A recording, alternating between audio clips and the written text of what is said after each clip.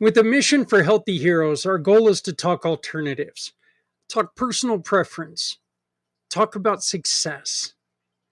What works for you isn't always going to work for others. We ask you to join us if any of these sound familiar. Do you run activity programs?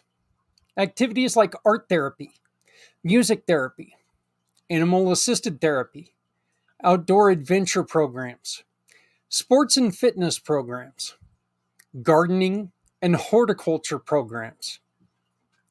These programs have been proven to reduce stress and anxiety, boost mood and increase serotonin levels, improve social skills, and reduce feelings of isolation while enhancing self esteem and creativity. They also provide a healthy outlet for emotional expression.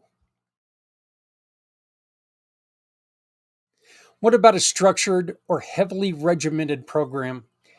These programs are designed to provide clear framework and routines that help individuals develop skills and stability in their mental health journey. Cognitive behavioral therapy, residential treatment programs, support groups with scheduled meetings, vocational training, and rehabilitation programs, or day treatment programs with partial hospitalization programs. Encourage accountability and regular participation.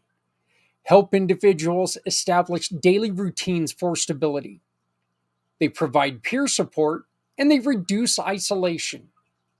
They also build life skills for long term recovery while focusing on measurable progress.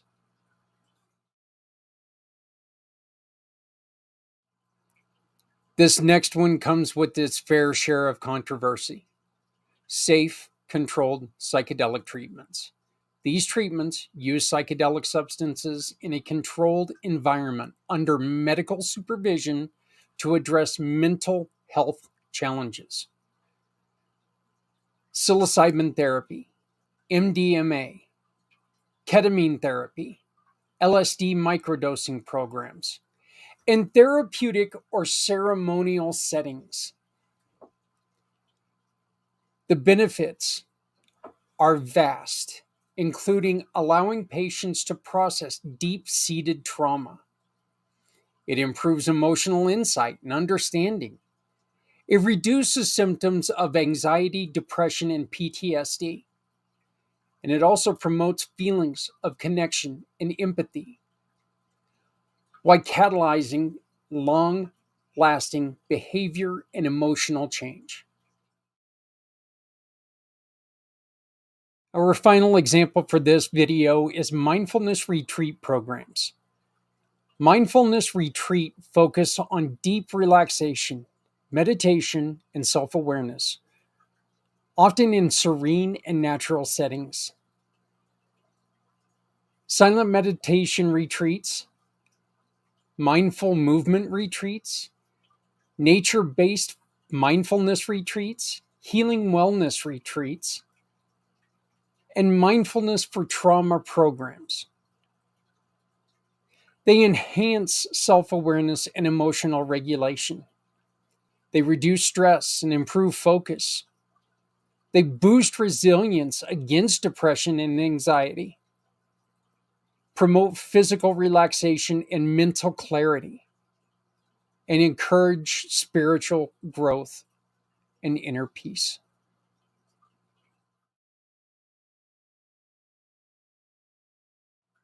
Is there something missing from this list? Tell us about your program and all the good that you're doing, working to support our heroes and their battles with mental health difficulties. If you scan the QR code below, it allows us to discuss how working together will help so many. Please join us on February 22nd for Mission for Healthy Heroes. Healthier tomorrows for our heroes today.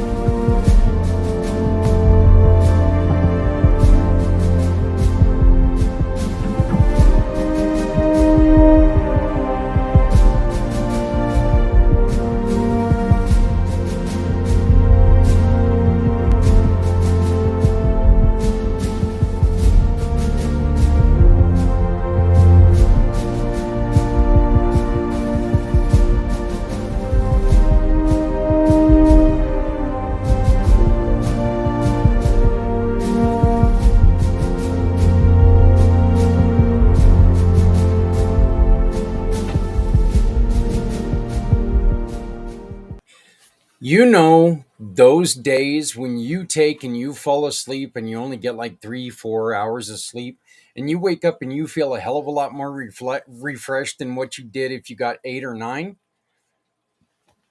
It's not today. but, but as I've always uh, said, you know what?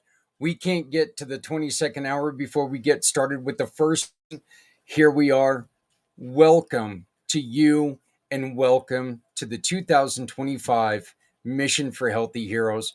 My name is Zach Clayton with Community Pay It Forward, Community Dare to Care, and the PAC channel. Our mission is very simple. On this day, which is not enough. Okay. I do want to state that right away, right now. I want to be very clear. One day is not enough for doing this, but our mission is very simple. We need to make sure that we keep talking. We need to make sure that we never shut up because there are people who are out there who need to hear what we have to say. There's someone out there struggling right now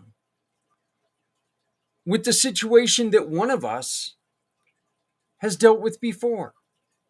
And if we never shut up, if we keep talking, we're going to accidentally give them that solution to their problem.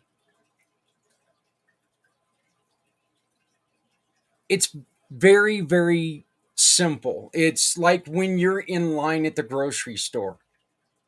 You're already frustrated. You're already burned out. You already know you spent way too damn much money. And you're sitting there, and the lady in front of you takes and she pulls something out of the cart, and you're like going, oh my God, I forgot my wife's coffee.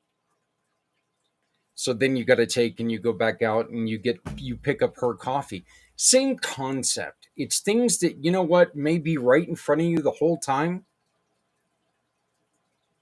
but you see someone else do something with it and you're like, oh yeah, huh?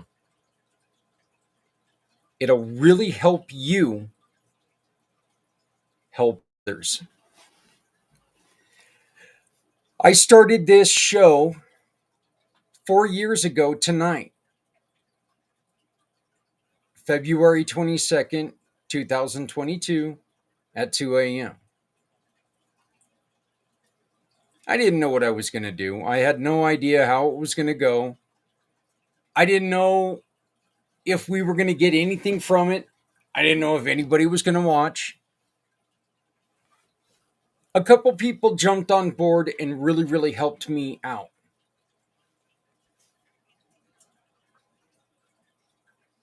And J.R. Smith, for example, that first year, J.R. dedicated about 21 of the 22 hours. He said about, oh, I don't know, it was maybe about a third of the way in. He was like going, dude, I got to get a nap. Like, yeah, me too. So, JR is going to be back today, and we're going to be talking about a couple really cool things that he's got going with the Veterans Ranch. We're going to talk about animal therapy and how veterans are using animals to make their lives better. We're going to talk about his new race team. That's right. He is endorsing a race team, and there's a group out there that is allowing nonprofits to co sponsor cars. So if you're into the whole NASCAR circuit, you might want to check that out. You can find our uh, our information. You can find out what's happening, what's going to happen, what's going to be coming on in a very simple way. Just go to the website communitypayitforward.us. That is communitypayitforward.us, and you go to the Pact podcast, and then it's right here under Mission for Healthy Heroes. You click on that, and it'll bring you here. And it's going to tell you where we're located. Obviously, we're where you're at right now. But here's all 3 YouTube channels, including our great friends at Things Network. Look, we couldn't do this without Things Network. We're also staggering, and this is due to their rules, not ours, but we've got a staggering between 3 different Facebook pages. That's Community Pay It Forward, Things Network, and Packed Podcast. All of these are linked, so if you'd like to go and check them out, go and check them out. You're going to be on my personal LinkedIn page. You're going to be on Twitch for Things Network. All right. And then you look on the other side and you can see who's coming up, when they're coming up. I guess I could have done that. Still early, folks. Still very early. But unless, of course, you're across the seas, then you're like going, what do you mean early? It's halfway through the day. So, but you can see who's scheduled to appear. Our first guest comes in about 2 hours. 2 hours and 45 minutes from now. Now, if you have something that you would like to say, if you have something that you would like to express to someone, if you've got something you'd like to offer our heroes, if you've got something that you would just like to support us, scanning this QR code is the perfect way to do that. We're going to be giving away items all day long that people have donated to us. If you are a business and you would like to give us something that we can donate, there's a place to do that. We would love to have your participation. After the event, we will add your name to the webpage.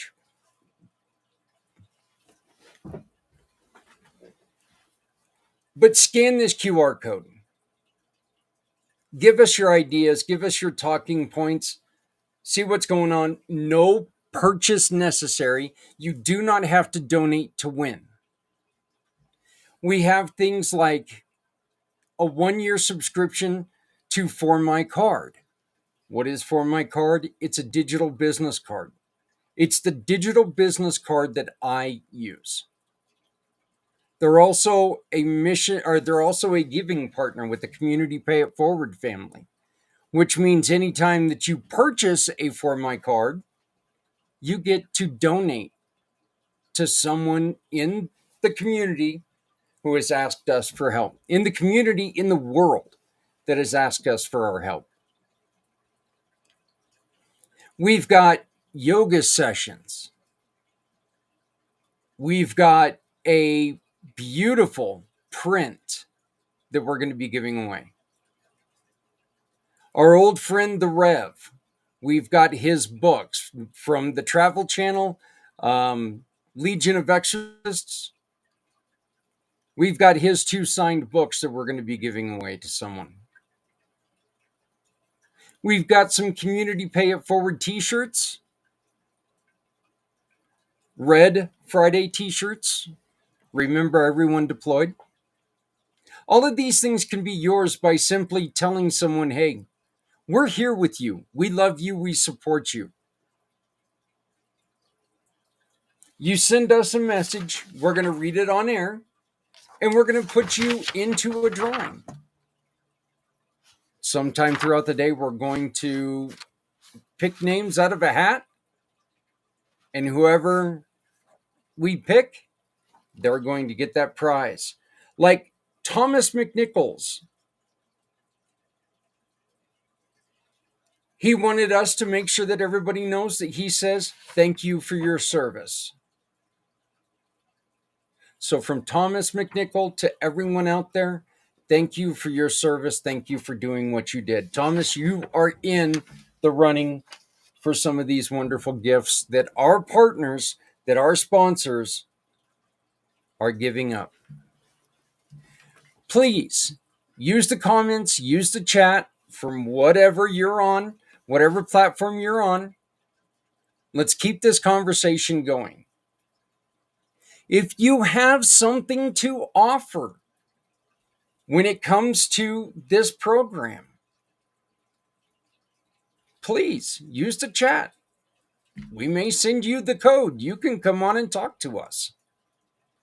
If you have questions, let's make sure let's use this 22 hours properly. Let's make sure that we walk away as clear as we can.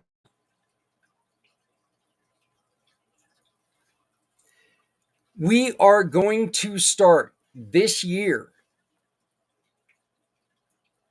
We're going to start a book with resources for mental health, mental happiness. We're going to start a program that offers free help, inexpensive help to people who need it. We have people like my friend Holly Miller, who we're going to be hearing from here in just a little bit.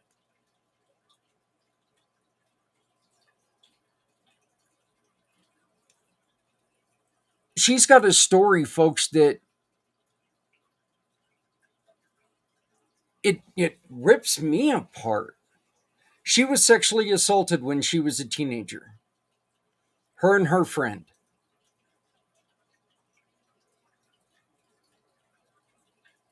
And her friend ended up taking her own life by living a lifestyle that was not conducive for living. Let's put it that way.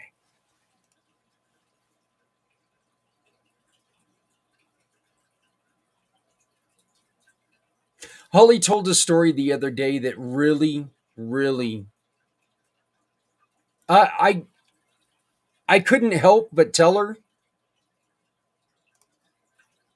Well, honestly, I couldn't help but cry because the story she told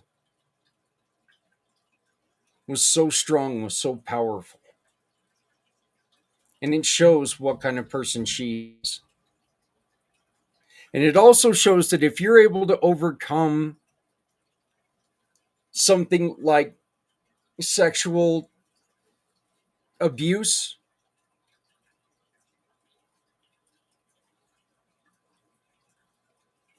you need to share that story. Because there are other people out there who are going through something similar and they want to recover. They need to recover. And when they hear you talking about recovery,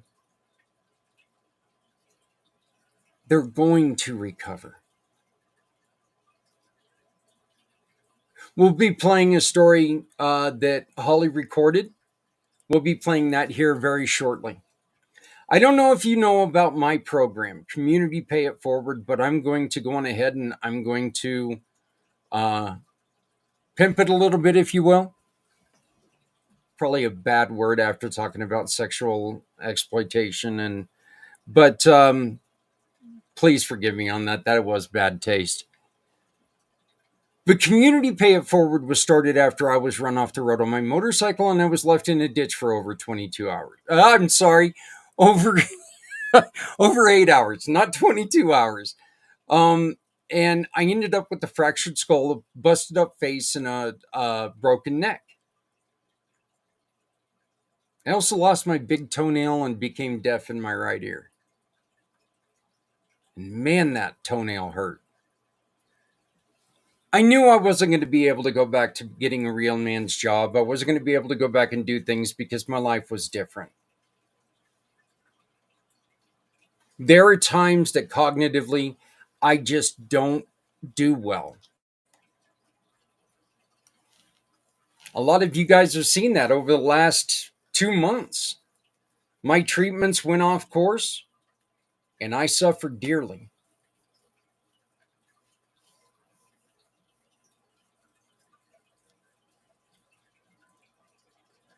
I started this because I was told by the powers that be that I was not eligible for food assistance.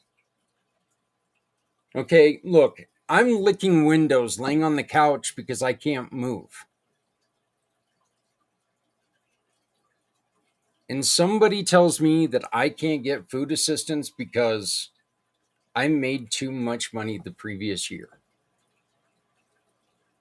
That was devastating. Any of you, and which is pretty much everyone, when the chips are down and you really need something and you can't find something to help you and your family, you know what I'm talking about. It makes bad situations 10 times worse. Well, when they told me that I couldn't get any help, I wanted to give up.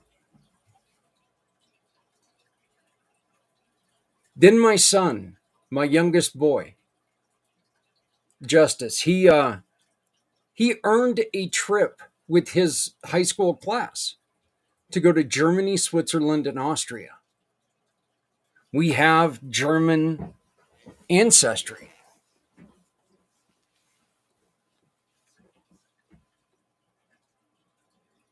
It was only going to cost $3,000. And that was just for the trip. That wasn't spending money. That wasn't any of that other stuff. Well, I was on disability and I was making now less than a quarter of what I made when I was working.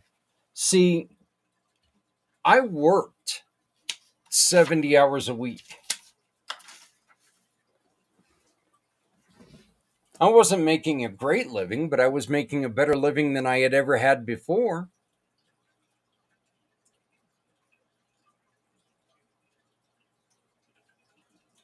I'm going to tell you something, and I still feel this today. I would go through that accident every day of my life. I would Groundhog Day it every day of my life if I was able to send my son on that trip.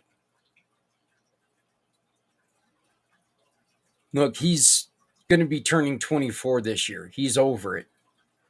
He understands. I don't. I'm not over it. I'm not. Well, my first thought was I was going to get into event planning because, that's what you do when you get into a bad situation. And that's why all of these nonprofits are so important. You get into a bad situation and you can't find that help that you need. So, what do? You create that help that you need. Kind of funny. It sounds like people in business too, doesn't it? People in small business create businesses because there's nothing like it out there. We all have that great idea that we want to get out to others. Well, I started this because I was going to get into business, into event planning. I was going to try to help people out. I was going to introduce poker runs, and I was going to do short term, just little parties and stuff like this. I was going to change the wait a minute. I don't like people near enough to try to plan an event for them. Anybody who's ever planned an event for someone, you know what I'm saying. Okay, I have been married 3 times, and not once did my wife ask me my opinion on the wedding. I guess they didn't want Peace Sells, but Who's Buying by Megadeth. They didn't want that as the wedding march. I don't know why. you know? What do you mean I couldn't be the president of the United States of America? Now I'm going to have that damn song stuck in my head all day. Community Pay It Forward is based on 3 very simple words. It is shop, click, and pick. Here's a little video I've created. If you want to know more, please send me a message and I will send you more information. Introducing Shop, Click, and Pick, the simplest way to support those doing good in communities everywhere. We understand that shopping is a necessity, but with a slight adjustment, you can make a huge difference without spending any extra money. Here's how it works. Please visit communitypayitforward.us and navigate to the Find Your Partners tab. Discover our verified giving partners, which are trusted allies ready to meet your needs. Shop with any of the partners that resonate with you. Click a picture of the receipt or invoice, then pick the mission partner you wish to support and use their QR code to send the receipt directly to us. After that, all you have to do is sit back and enjoy your purchases, knowing that you've made a meaningful change for someone in need. Community Pay It Forward amplifies your business's impact by sharing the story of those who require your services, rallying support for those who need us all. Because no one needs to go it alone when we all come together. Again, it's a very simple process. It's just called Shop, Click, and Pick. You shop with any of our partners, and they'll donate to someone who has asked us for help. People like Veterans Honoring Veterans, organizations like Veterans Honoring Veterans, who we sat with yesterday as they honored a man that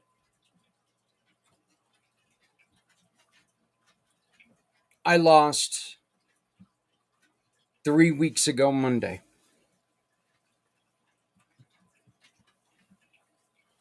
A man that meant so much to me.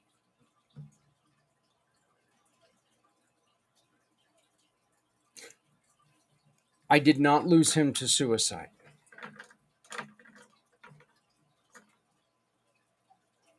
He was generally a very, very happy person.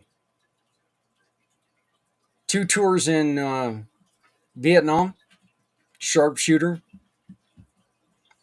Purple Heart recipient because he contracted cancer due to the chemicals he was exposed to.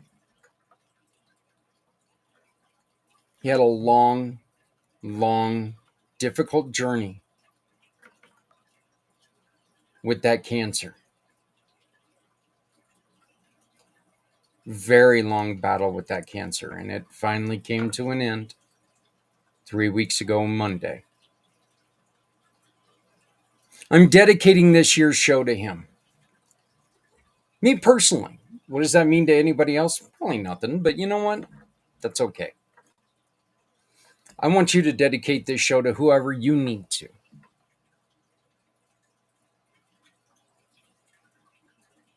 I ask you one favor. That's it, just one favor.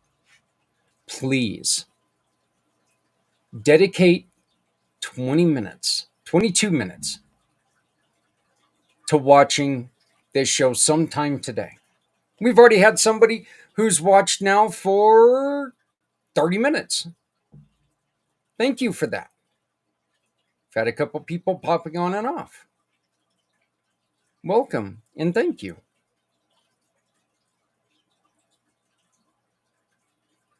But please dedicate 22 minutes and then share this with other people. Say, hey, you really need to go to communitypayitforward.us and check out this program. Just click on the link and it'll take you to one of the pages where you can watch the show. They're doing something kind of cool. They're trying to help people in very difficult situations.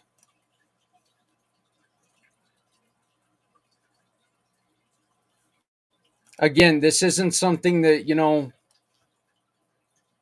we're not trying to save everyone, folks. We're trying to save the first person. Partly because you know what? We can't save the second person before we save the first person.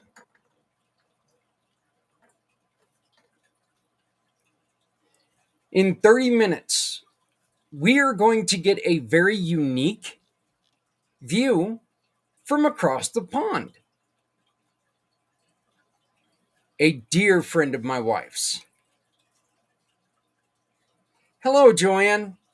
I hope you're doing great today. Thank you very much for joining us.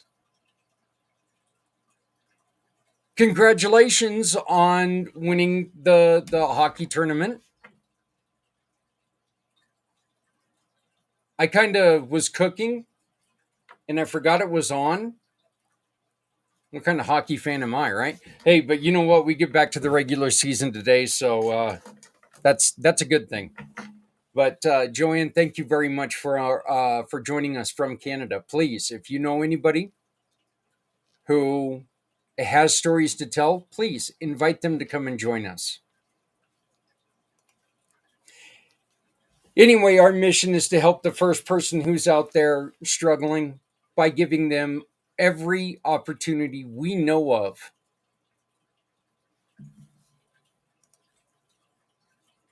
Every opportunity that we know of in order to heal. Mental illness, mental issues are very unique in a way that, you know what, and I used this example the other day, and it was kind of funny because when I started to tell somebody this scenario, they snickered at it a little bit until they realized, damn, you're right. It could be something as simple as you see your neighbor's cat every day,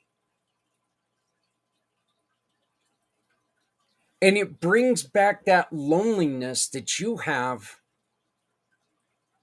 because your special animal is gone.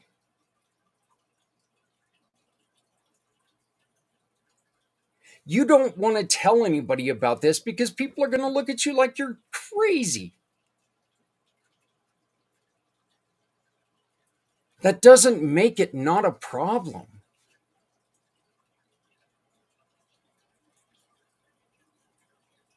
And it doesn't make it any less real. And it most assuredly doesn't make it something that we should not talk about.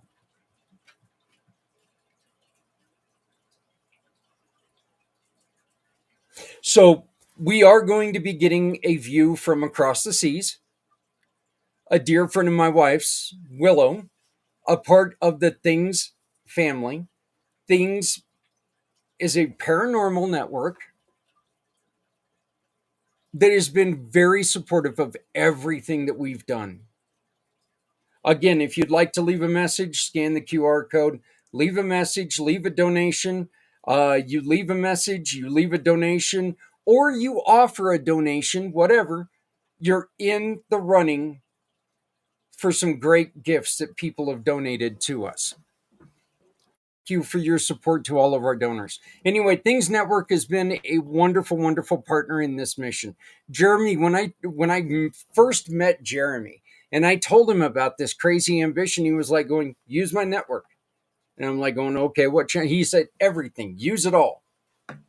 It's a Saturday. This is the biggest day of the year for them, broadcast wise. They shut their channel down so we could be here right now talking.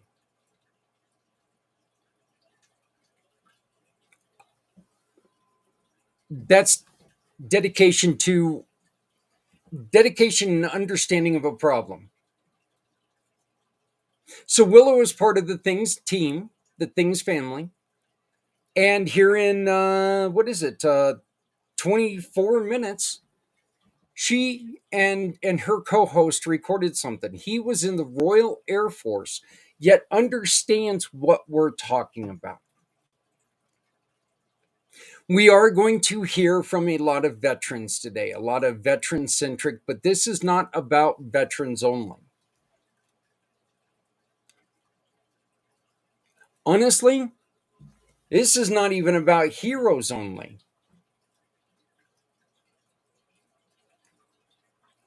This is about this problem that every single one of us has been affected by.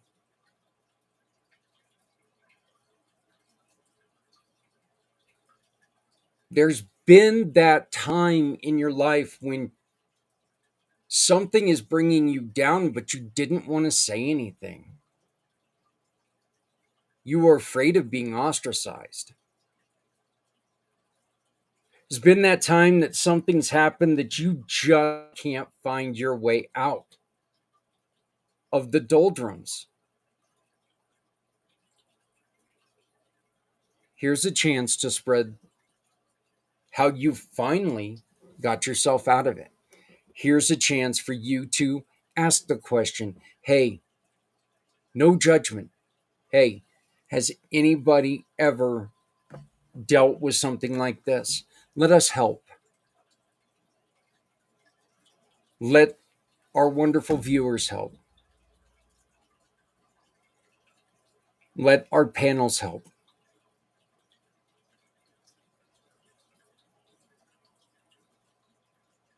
I'm excited for today. I really am. 4 years,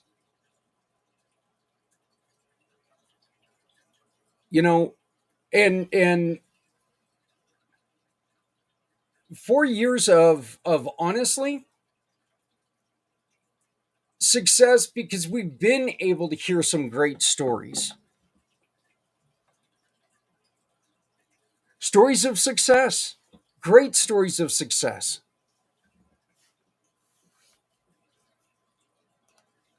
Stories of failure. Stories of gain. Yeah, Joanne, it is 2:38 here, so I understand, sweetie. Get come back whenever. We'll be here for a minute, but please do come back. Yeah, I'd like to go back to sleep for a little bit, but thank you for joining us, and we'll see you again soon. Please share our information. But yeah, we've been able to hear stories of success, hear stories of failure, hear stories that make me laugh my ass off, and stories that just make me want to hit stop because they tear me apart. But that is the reason why we will continue to do this.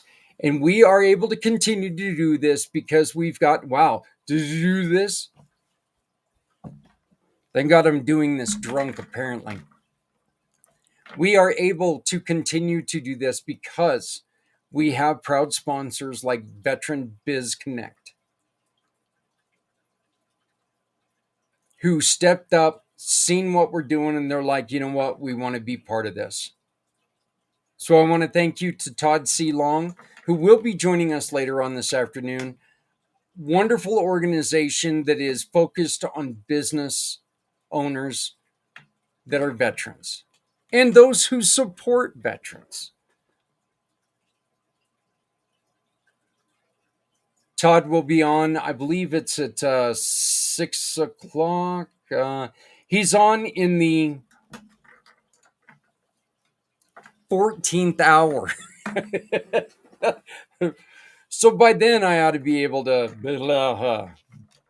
But thank you to Todd.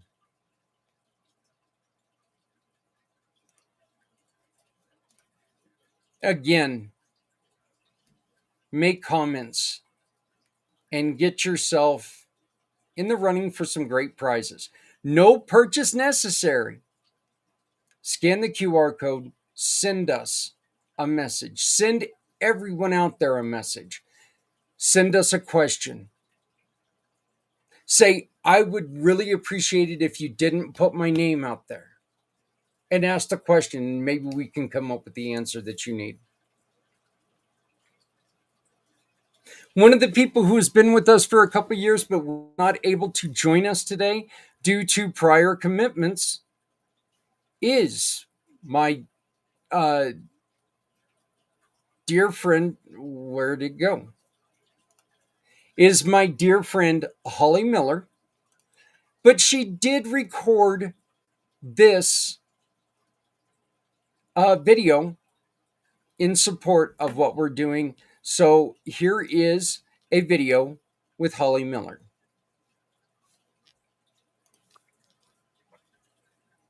Hi, everyone. Thank you so much for taking a moment to listen today.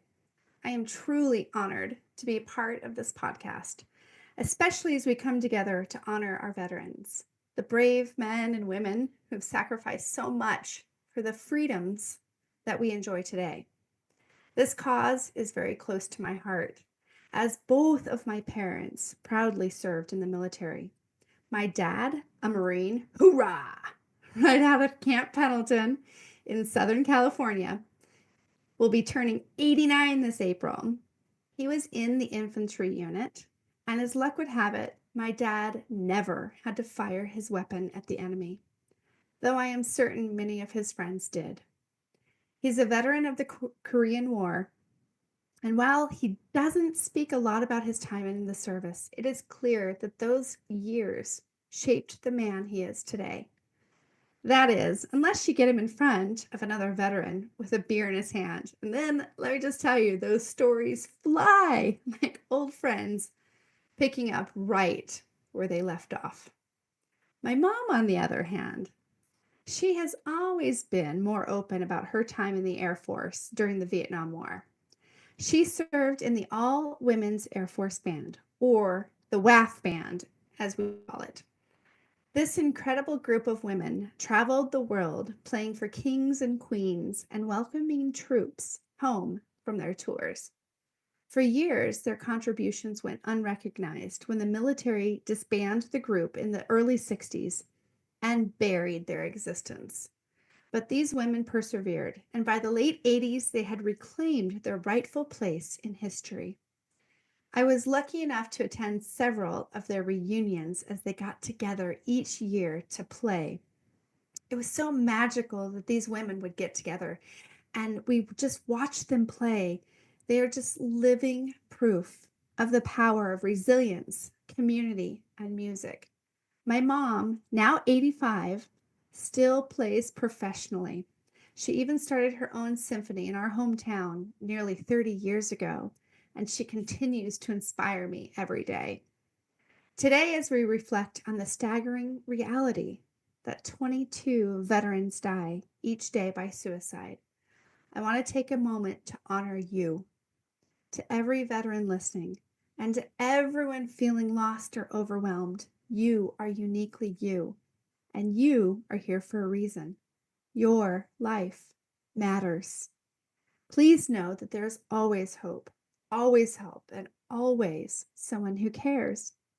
Whether it's reaching out to a friend, a loved one, or a support line, don't carry the weight alone.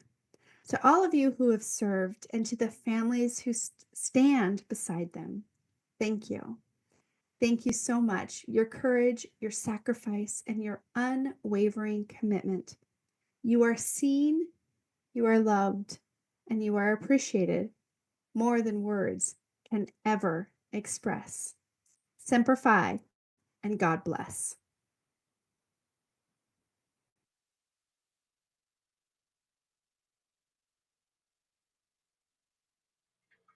Hello, everyone. Hello, everyone. My name is Zach Clayton, and I need help for an upcoming event called Mission for Healthy Heroes. This fourth year of our 22-hour podcast is happening on February 22nd, 2025, and is dedicated to tackling one of the most pressing issues facing our critical country and community heroes today: suicide prevention and mental health. We're bringing together experts, advocates, and individuals who live with experience to have an honest and impactful conversation about challenges our heroes face and how we as a community can help. For our communities, these tragedies often stem from complex factors like mental health challenges, including PTSD, depression, and substance abuse, family strain, and feelings of isolation when transitioning to civilian life, career stressors like financial instability or workplace difficulties, easy access to firearms during moments of crisis, and systemic barriers like the stigma around asking for help and gaps in support systems. This is a problem that needs us all, professionals, advocates, families, and communities working together to find solutions. That's why I'm reaching out to you.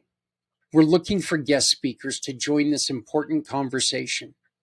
Whether you're a mental health professional who works with our heroes, family members or spouses who understand the challenges of this complex family lifestyle, advocates or nonprofit leaders supporting our heroes, researchers or policy experts working on systemic solutions, or a survivor who can share your personal story. We need to hear from you. Your voice and expertise could save lives by helping us shed the light on these issues and explore meaningful solutions. If you are interested in participating, know someone who should be part of this discussion, please reach out to me directly. You can use the information found right below me or by scanning this QR code. You can sponsor, you can volunteer, you can speak, and you can save lives. Because together we can create a powerful conversation that drives awareness and action. Let's honor our heroes by supporting them when they need us the most. Thank you for watching this short video, and thank you for caring about our hero community. Let's work together to make a real difference. I look forward to hearing from you soon. Thank you. Again, scan the QR code or use the information below, and let's make action count.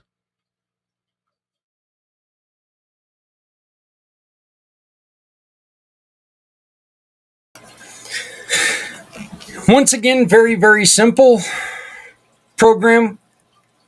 Very complex program because there's a lot of wheels and bells and whistles and stuff like that. But it's really in the whole plan. It's something that we can accomplish. It's very simple. When we're talking to someone who's struggling, put these down. Put them down. They're telling you something that they obviously need you to hear. Let's listen to that. Let's make sure that we understand what they're saying. Never leave someone in the lurch.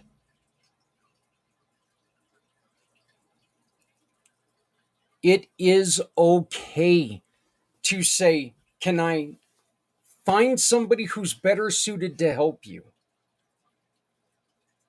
Look,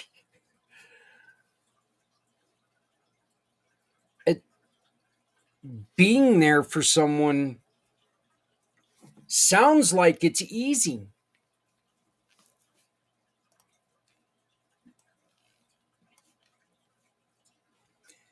But we all have certain things that have happened to us in our lives that being there for them is going to be harmful to, potentially harmful to us. Holly Miller, who you just heard from a couple minutes ago, wonderful video, by the way, Holly. Thank you very much. I love that video, love the story, and I appreciate it. And for your parents, thank you for what you guys did as well. But look, she could have decided, I can't do this. I can't put myself out there. I can't tell my story. I can't keep going. She could have very easily said those things.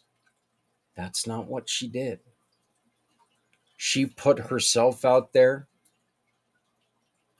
and she said, this is what happened to me, and damn it, this is what I'm going to do.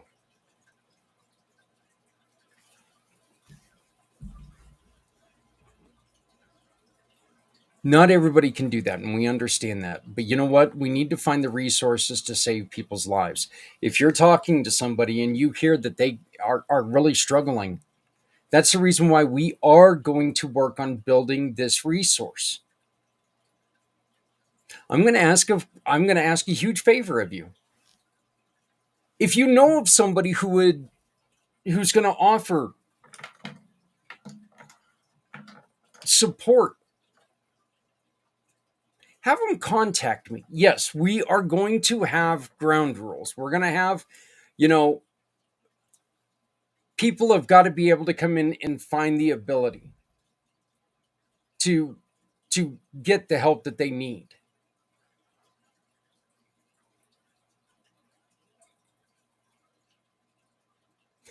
The simple solution to all this is call 911.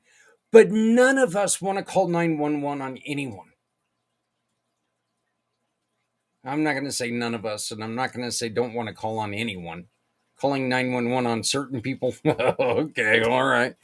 But none of us want to call 911 on somebody who's having a mental issue.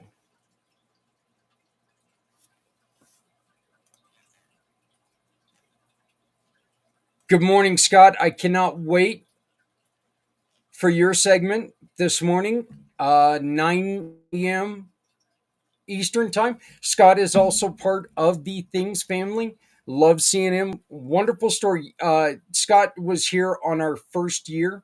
He and I had a wonderful conversation. He was one of them who was telling me stories that really, it hit my heart because he's very, very honest about some of the things he's had, some of the things that have gone wrong, and some of the things he's fighting through. And I congratulate him every damn day that he's alive. Scott, thank you for your service, my friend. And I can't wait to talk to you a little bit. I'm going to be joining you guys for a little bit on the second hour. But I'm going to eat in the first hour because I'm a fat guy and I got to eat. So, but coming up here in just a couple minutes, in about 6 minutes, we are going to have Willow and Wayne from Mystical Carousel Show. You're so well. I look. Thank you. I'm serious. Thank you. Um, it is a view from a veteran across the pond. We're not alone in this suicide pandemic. I know I just cussed. I said a word that nobody likes, but sorry, tough.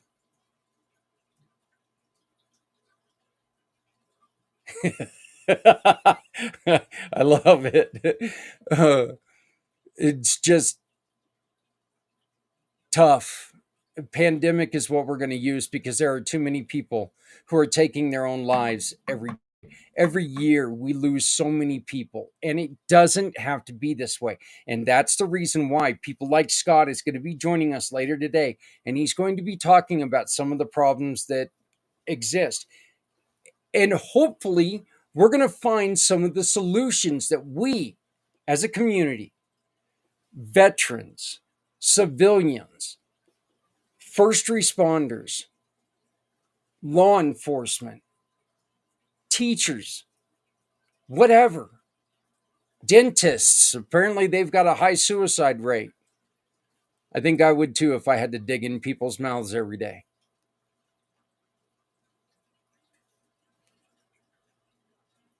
We've got to find a way to answer questions. So we are building this database of programs that are going to be out there that are going to help people, and we need your help. So if you know anybody who has something unique, and I don't care what it is, because just because it doesn't work for you or it's not your thing, there's somebody out there that's looking for that thing because everything else has failed. So let's get together. Let's talk about this. Let's make this happen.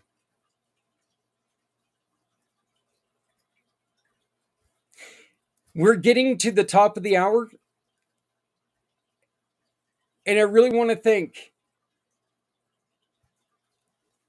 our building partners at Veteran Biz Connect, Z World Webs, Scott O'Sullivan Law Firm, Ryder Justice, Train Now, Rewired for Men, Things Network. My name is Zach Clayton of Community Pay It Forward, Community Dare to Care, and the PAC Channel. When we get back, Mystical Carousel Show from across the pond, talking about how they're dealing with this on the other side of the world. Please stay tuned. I will be back in about 50 minutes as we continue this. I got to go let my dogs out because apparently they're ready to piss their fur. So, but remember, we're here to do this together. Hello world, my name is Z, or you can call me Mr. Z. I am a web developer, and I am also a consultant at Z World Webs. My one goal is to develop custom websites that are specifically catered to your organization's needs. I completely understand that building a website is an exhilarating, exciting, and significant step in connecting with your audience. Your organization has Z potential to make a meaningful impact, whether it's supporting animal rights, advocating for equality, combating human trafficking, or honoring the brave individuals who have served our country. Your mission is too important to be held back by the challenges a website can present. And I am here to ensure that your website works for you, not against you. Whether it's maintaining, developing, or redeveloping a custom website that is specifically catered to your needs. And with that being said, I would be more than delighted to learn more about your organization and, of course, develop a website Z World is waiting for. Thank you.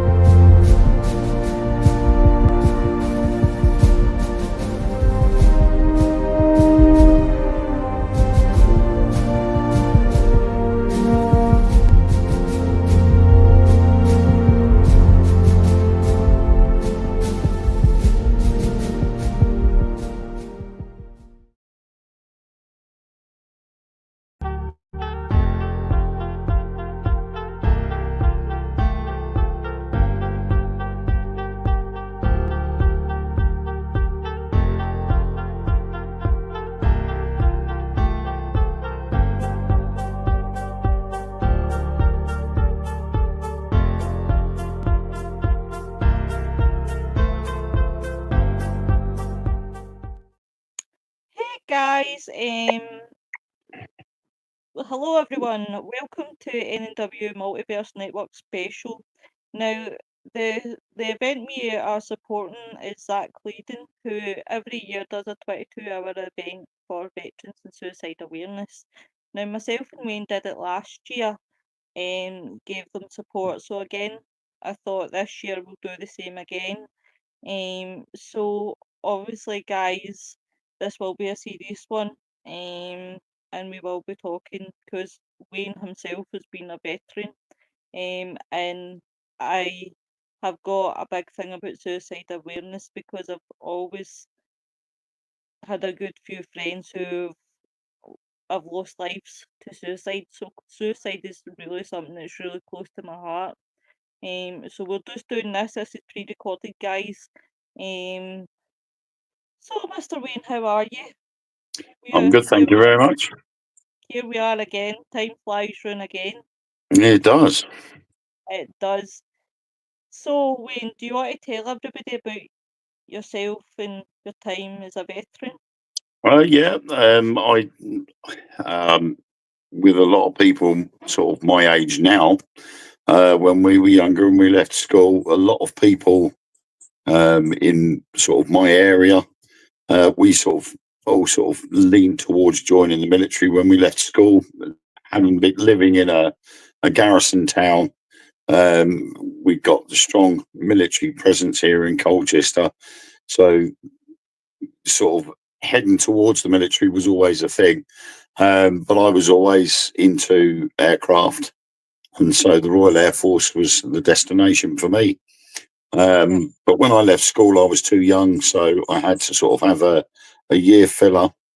So I went off and worked at Colchester Zoo for a year, and then joined the Royal Air Force. It's about 4.6 years later. I think it was 4 years, 6 months later. The European Union decided that our forces were too big and needed to be reduced. And unfortunately, I was one of the last in, first out. So I was given the golden handshake. Thank you for your service. We'll stick what you had left on your full-time contract and put it on top of your reserves. You'll fill that out, and then you're a free man. I wasn't best pleased. I tried to remuster into another job, but there just was so many cutbacks being taken at the time that there really wasn't any spaces available. So I had to obviously accept the golden handshake. I then tried to retrain. So I'd already started training as a chef while I was in the Royal Air Force, because it was advised. And I think that's quite pivotal to anybody that joins the armed forces, that if you get the opportunity, train in something that will help you in civilian life. And because I'd already started doing these chef's courses, the station commander said, I know the Dean of Studies down at Colchester Institute. Do you want me to get you in there and you can continue your chef's courses? So he made a phone call. When I signed out, I left the Royal Air Force, came back home, and I think it was about 3 weeks later, I had an appointment and an interview with the Dean of Studies at the School of Catering here in Colchester. An hour later, I walked out being admitted to the course, which had already, it was about 3 months in. And I walked straight in and I already knew everything that they were teaching.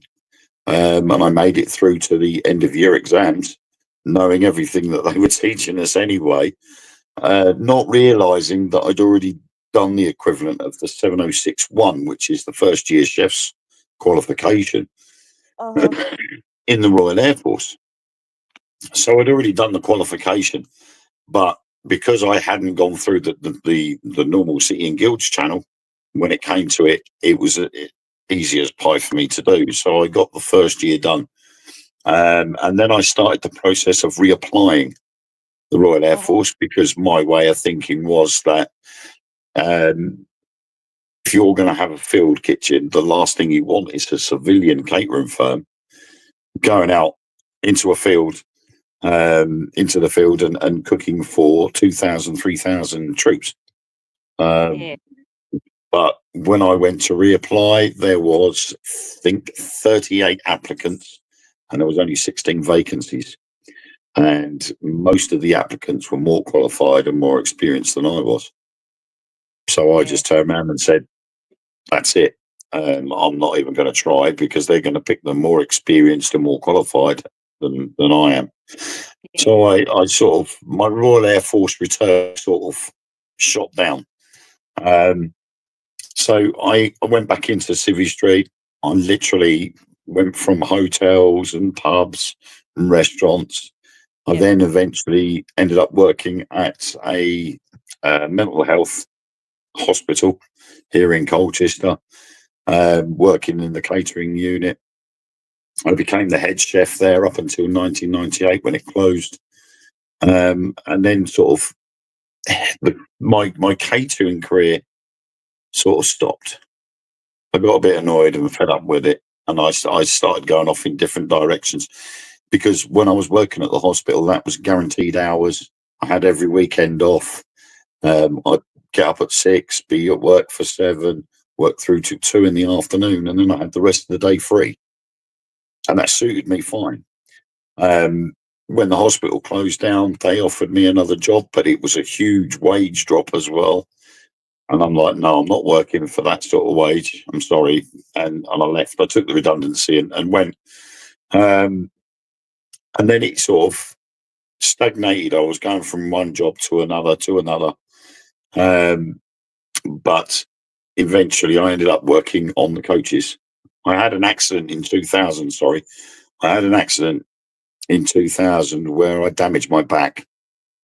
So it looked like at the time it was going to ruin anything that I did, because it was a spinal injury. But I managed to get through it. I took my PSV license, which is for driving coaches, and ended up co-running my parents' coach company until it closed down just before the pandemic. And then they decided to close the company down, and that was it. But during that time, I was always wanting to go back into the RAF. It was always a dream of mine to return. And I'd contemplated on it so many times. My previous marriage, it was a no-go. Because my ex-wife, she didn't want me to go back. She was like, no, you're not going. And it turned out it was because she depended on me too much. And if I wasn't there, it just wouldn't work. And then we had the 2 children. So it literally came to a standstill. I then decided that maybe the reserves would be the best way to go. And a couple of years ago, I tried to reapply for the reserves. And then it turned out I had too many medical issues that would stop me from returning. But by that point, I was starting to work in the paranormal field, doing a lot of work with the likes of Most Haunted, then started off with Truth Beyond Paranormal, doing my writing and my own events team, that I'm like, I shouldn't really return back into the Royal Air Force Reserves, because they want you to do a minimum of 27 days a year. And most of them would be weekends. And that conflicted with the paranormal events, because most of them were done at weekends. But because of the medical issues, that stopped me from returning again. So it was almost as if something was telling me, you're not going back in. Just admit it. That's it. It's over. And you're now onto something that you're good at doing, you're happy at doing, and everybody else enjoys what you're doing. So stick with that. So I just said, that's it, I'm out. And but if it wasn't for all those little things that I had done, was in the Air Force, in the mainstream Air Force, and things that I'd done in between, I don't know what would have happened. I was lucky. I was one of the lucky ones. I know of one of my friends that I was with the first time round. He had already been in the army as a sergeant in bomb disposal. until his marriage broke up, and then he had to leave the army on compassionate grounds.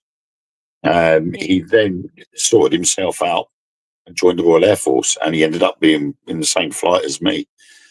The problem he had when we got the redundancies came through was the same as mine. We were the last in, first out. And he turned around to me and he said, I don't know what I'm going to do. And I think briefly, I think it was about a month after we left, he appeared at my front door and said, I don't know what I'm going to do. I think I might try the Navy next. And then I never heard from him again. He had contemplated about joining mercenaries. He was going to go to a private security firm and go off somewhere else. And then that was it. Never heard from him again. And for some people, military life is the only life they know. Yeah. And when things go downhill and they go down fast, they don't know exactly what they're going to do with themselves. And finding themselves out on Civvy Street, if you're unqualified or you haven't done any courses or anything like that, it's very hard to fit back into that society. Yeah. Because when you joined the military, you just literally come out of being a child. You've gone into a big man's army where you've got to grow up and grow up fast. And then all of a sudden, you've come out of this highly disciplined team back into Civvy Street, where the last time you were there, you were a child, technically. And it's a bit of a culture shock. And if you haven't got anything backing you up, you're starting from scratch. It's back to job centres looking for jobs, or it's going on to doing courses and starting courses again. But there's not much there readily available to fund you going back to a college if you've been in the military for, say, 9 years, from the age of 16 to the age of 25, and then you get made redundant or you leave the Army, Navy or Air Force. You've got no qualifications apart from the GCSEs that you came out of school with. Yeah. And there's nothing there to help fund a course unless you're on Universal Credit and Job Seekers, and they can look at helping you. But the place like job centres tend to look at computer-related jobs. Yeah. They tend, when they do these courses, they go, "Oh, you can do data inputting." So they push you in front of the computer screen to see if you can do that. And you're like, well, I'm physically able. I want to do these labouring jobs. But to do certain labouring jobs, you have to be qualified. You have to have certificates. Yeah. And then you go, well, I need to go, if I'm going to do that, I need to go to the college, do a bricklaying course. And they go, well, it costs this much. We'll give you some funding, or we might be able to get you on this course. And it's difficult. And it then leads to a slippery road. What do? And they feel down because their life has sort of changed so much that they look at themselves and say, is my life actually worth anything? I've been kicked out the forces and I've got nothing. And it unfortunately is all down to the state of your mental health. When you've been put in that situation, there has got to be something there to help that individual realize that there is more to life once you leave the military. And like I say, I've been lucky.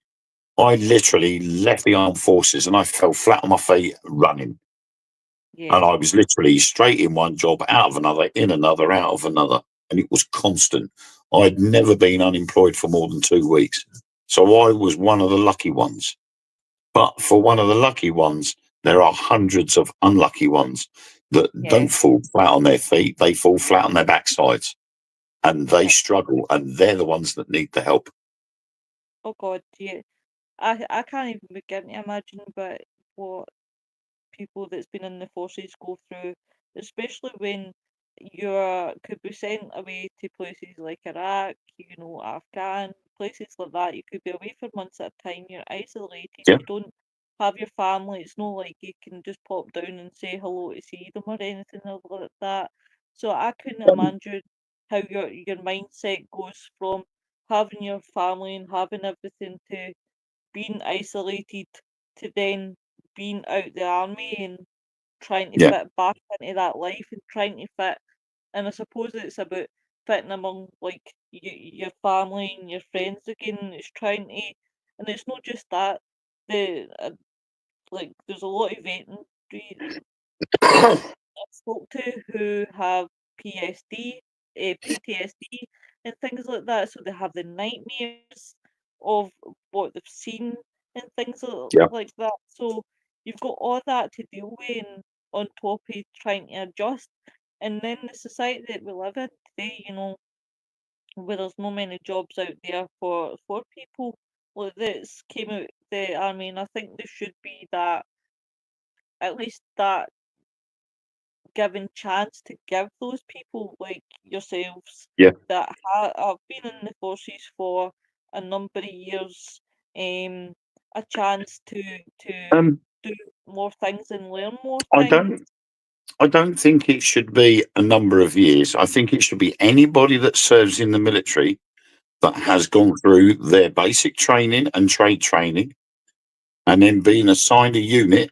So they could say, for instance, if they go into the army and they go into the airborne side, so they go into the paratroopers and they're stationed in Colchester and Yep. they're in Colchester for, say, 3 months and then they injure themselves to the point that they have to leave. So they get a medical discharge. There should be something put in place for anybody that has to leave the armed forces. There should be something put in place so that when they leave, there is a free course available specifically for them to go on to learn a trade. So, Yep. like in Colchester, we have the Colchester Institute, which is the place where you go to learn a trade. So, Yep. whether it's mechanics, electrician, engineering, plumbing, bricklaying, catering, you name it, this place accommodates it. And there Yeah. should be extra funding for the military personnel that leave and will need to join the workforce in Civilian Street Yeah. so that they can just literally come out of one straight into the course, learn a trade and get out working as quick as possible. Yep. Because that's where the downside is. Yep. If they just get, thank you very much, thanks for serving your queen and country or king and country now, see you later. There's your bags. Here's your train ticket home. You got your travel warrant. That's the last thing they give you is your travel warrant to get back home. And that's it. Thanks a lot. And then you Yes. put on the scrap heap. Yep. And from Yep. the moment you get on that train or you leave the gates to that unit, you're on your own. There's no support from them whatsoever. Oh God, yeah. Oh God, yeah. Especially when you're, as I said, you're isolated for that long.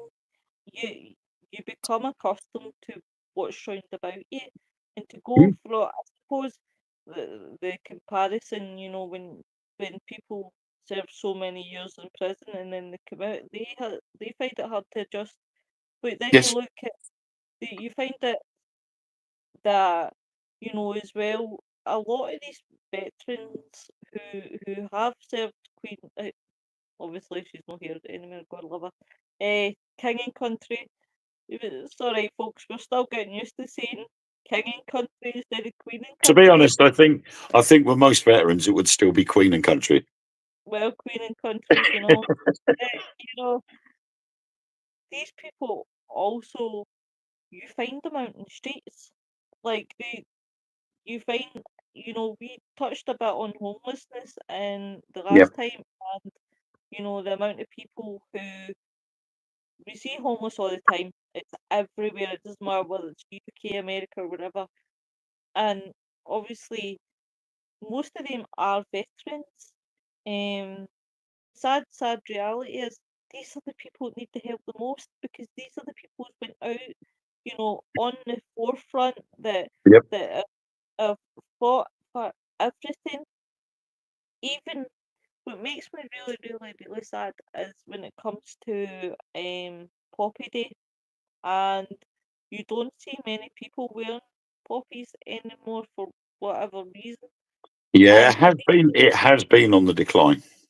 yeah, and it's so sad as well because you think of all these people who, now I used to be a carer, I used to work with a lot of people that have been in the army. You can tell that they're in the army because they've got things that a certain way that they like done, and it's a certain way that they fold their clothes and things Yep. like that. You can just tell. And they've even spoke about their timing when they've came out, and they've found it incredibly difficult. And I can always remember having this gentleman that I used to look after, and you would honestly think that we were harming him because screams out him was so terrible, and I can hear him in my head just now. And he was a prisoner of war too, and you can't even start to begin to imagine what they were going through at that time as well. Because see, when I used to hear him cry out at night, and if you touched him with water, like to wash him, he would go mad. And you just think to myself, you poor little soul, you've been through so much. And it just shows you that it doesn't matter whether you are young or whether you're well in your 90s. I guess the images never ever leave you. No, they don't ever leave you. And all you can do, I've likened it to the film Dreamcatcher by Stephen King. In there, a guy uses a section of his brain he calls the lockbox or the storage room, and any of the memories that he doesn't want to keep bringing back, he puts in this storage room in his mind, and it's behind a locked door. So it's hard for him to get into there. But that, of course, is providing you've got the right frame of mind to be able to commit your brain to do something like that. And unfortunately, a lot of servicemen who end up leaving the armed forces, whether their contract with the armed forces is finished, or they end up medically discharged, or they end up having to leave because of just not being able to deal with the situation anymore. The thoughts and memories of things that they've had to go through throughout that time they were in there are always there. Yeah. And it's difficult. And with a lot of people, especially the ones that are suffering from PTSD, those images and thoughts return very quickly and very easily. And it's difficult for them to lock them away and discard them as such. For me, it's been, in a way, I've been getting those things, but I've managed to work them to my advantage, so it hasn't affected me so much. But I think that has also got a lot to do with the fact that since I left the Royal Air Force, I have been non-stop. I've kept myself busy. I've kept myself working. I haven't had the time to do anything else because I've had more important things to deal with. So I've managed to be able to lock those thoughts and images away and sort of not worry about it. When I do talk about things like this situation, sometimes little things leak through. Yeah. But again, I use them to my advantage. Being an author of ghost stories, I can turn that into a plus rather than a negative. Is that where a lot of your, I guess my question is, a lot of the stories are from, is during the time that you've served? A Whistle from the Hills, which is the first book I wrote. It was based on the invasion of Crete by the Germans in World War II, and that was the first ever fully airborne assault on anywhere during World War II. And the island of Crete was taken over by airborne troops straight away. Literally, the British troops had to evacuate. That's how strong the German forces were. But when I was writing the story, there was little things that I'd learned from other people I was good friends with a man called Alec, who was he was originally from Glasgow, and he Yeah. joined the Desert Rats during World War II. And my mum used to go around and clean his house, and he needed a gardener because he was getting too old to Yeah. do the garden himself. And my mum turned around and said, "Oh, my son will come round and do it for you. He don't mind." So I'd go round Oh, there reluctantly to start off with, I hasten to add. But eventually, I got sitting down with him over a cup of tea, and we would talk about what experiences he had. Now, they say people that have been through World War Two, World War One, any war, rather not talk about their experiences. However, there is a difference. A veteran will talk about their experiences to another veteran or to another serving member of the armed forces, yeah. because there's that camaraderie there between the two. And we would sit there for like an hour or 2 hours talking about what happened to him during World War Two, like the Battle of Alamein and things like that. And he'd be sitting there saying that when we were in the desert, we'd run out of water was the most precious resource we had. We would have plenty of diesel for our or fuel for our vehicles, and Yeah. so to have a wash, we'd be using the diesel instead of the water to have a wash with. So we were soaking these rags with the fuel. We were wiping our arms down. He said it was the only thing to do to save the water. And then Yeah. he went on to mention that one of his guys had just finished wiping himself down with the fuel rag, and before he didn't think, and before he could allow the fuel to dry off on his arms, he went and lit a cigarette, and his arm went up in smoke. Oh, So, in a sense, having that story being given to me has yeah. sort of allowed me to imagine that story, and I've been able to put it down on paper Yeah. to use to my benefit later on. Um, but my own personal experiences will stay locked up, Yeah.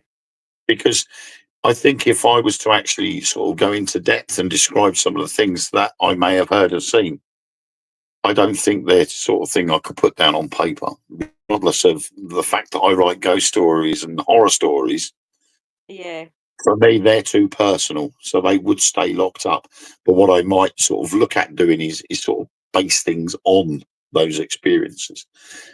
And I think that is probably the biggest thing is state of mind of that individual. Yeah. Um, you know, you spent say 7 or 8 years of your life working with a team of people that you call brothers or sisters, or brothers and sisters. Yeah. Um, you know, you literally eat, sleep, drink, whatever with them people. You'll get Yeah. block leave, so you might come home for a weekend or you might come home for a week, but most of the time you would be on that camp with your friends, your comrades, your men at arms, your brothers in arms, your band of brothers. You Yeah. will be with those people for all that time, and then all of a sudden, just like that, it's gone. Yeah. You're back in a situation where, whether it's people that knew you back at home, people that liked you or hated you back at home, or Yeah. people that never really passed the time of day with you at home, all of a sudden you're back there again. Yeah. And you're like, well, what the hell do I do now? And that is probably the biggest issue facing anybody that leaves the military. It is so sad. It is really so sad because what I've read about a lot is that things that have happened in the military, which I'm not going to, but that then leads it on to suicide awareness. And it's such a shame that people feel they need that. And again, I can't even put myself in their shoes because I really couldn't. But to go from something that you know to something that you don't know, and you just feel that the only way forward is taking the way out. it's so sad.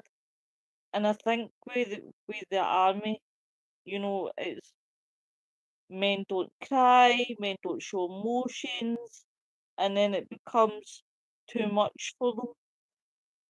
And because they don't want to seem weak, then they let it build and let it build and let it build.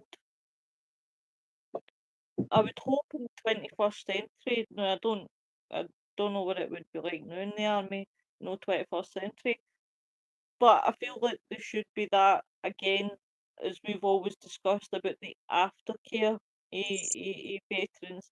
I think that should be the thing that's at the most forefront, because these people have seen things that I can only imagine that, well, I don't even want to imagine, that could really screw them for life. And you know the state of the NHS now, and mental health side of things, waiting lists, and Yeah, just the military. I know with UK military, I'm not too sure about other countries' military, but I know with the UK military, they do have psychiatric doctors that are there to help anybody that have been sent out to maybe a war zone or disaster relief and things like that. If they've had to go out there and they've experienced these things, there are psychiatric doctors available for yeah, people to go to, but they ask you if you want that help, yeah, and that's the problem. While you're in the armed forces and you experience these things, they turn around and say, "Well, there is psychiatric help. Do you want to speak to someone about it?" And like you said, grown men don't cry, and that's a very old, it's an antiquated saying. Big yeah, men don't cry. Men don't cry. Well, yeah, as human beings, men in the military didn't cry. yeah, But it's a predominant thing nowadays that men do cry, but they don't show it. yeah, Men tend to have a habit of crying inside or crying when they're on their own, get a moment to themselves, and then they'll have a little sob. They won't share that experience. And so yeah, when they'd gone into a war zone or a disaster zone and they know full well that they would have seen or heard things that they don't really want to hear, there is that there available for you, but you've got to ask for it. yeah, And they shouldn't do that. They should be turning around and saying, right, you are going to spend some time in this office and you are going to talk to me about what you went through, how you felt, how do you think you're going to step forward away from this situation. yeah. But it's No, like a lot of things. If you want the help, you've got to ask for it. It's not given to you. You have to seek it.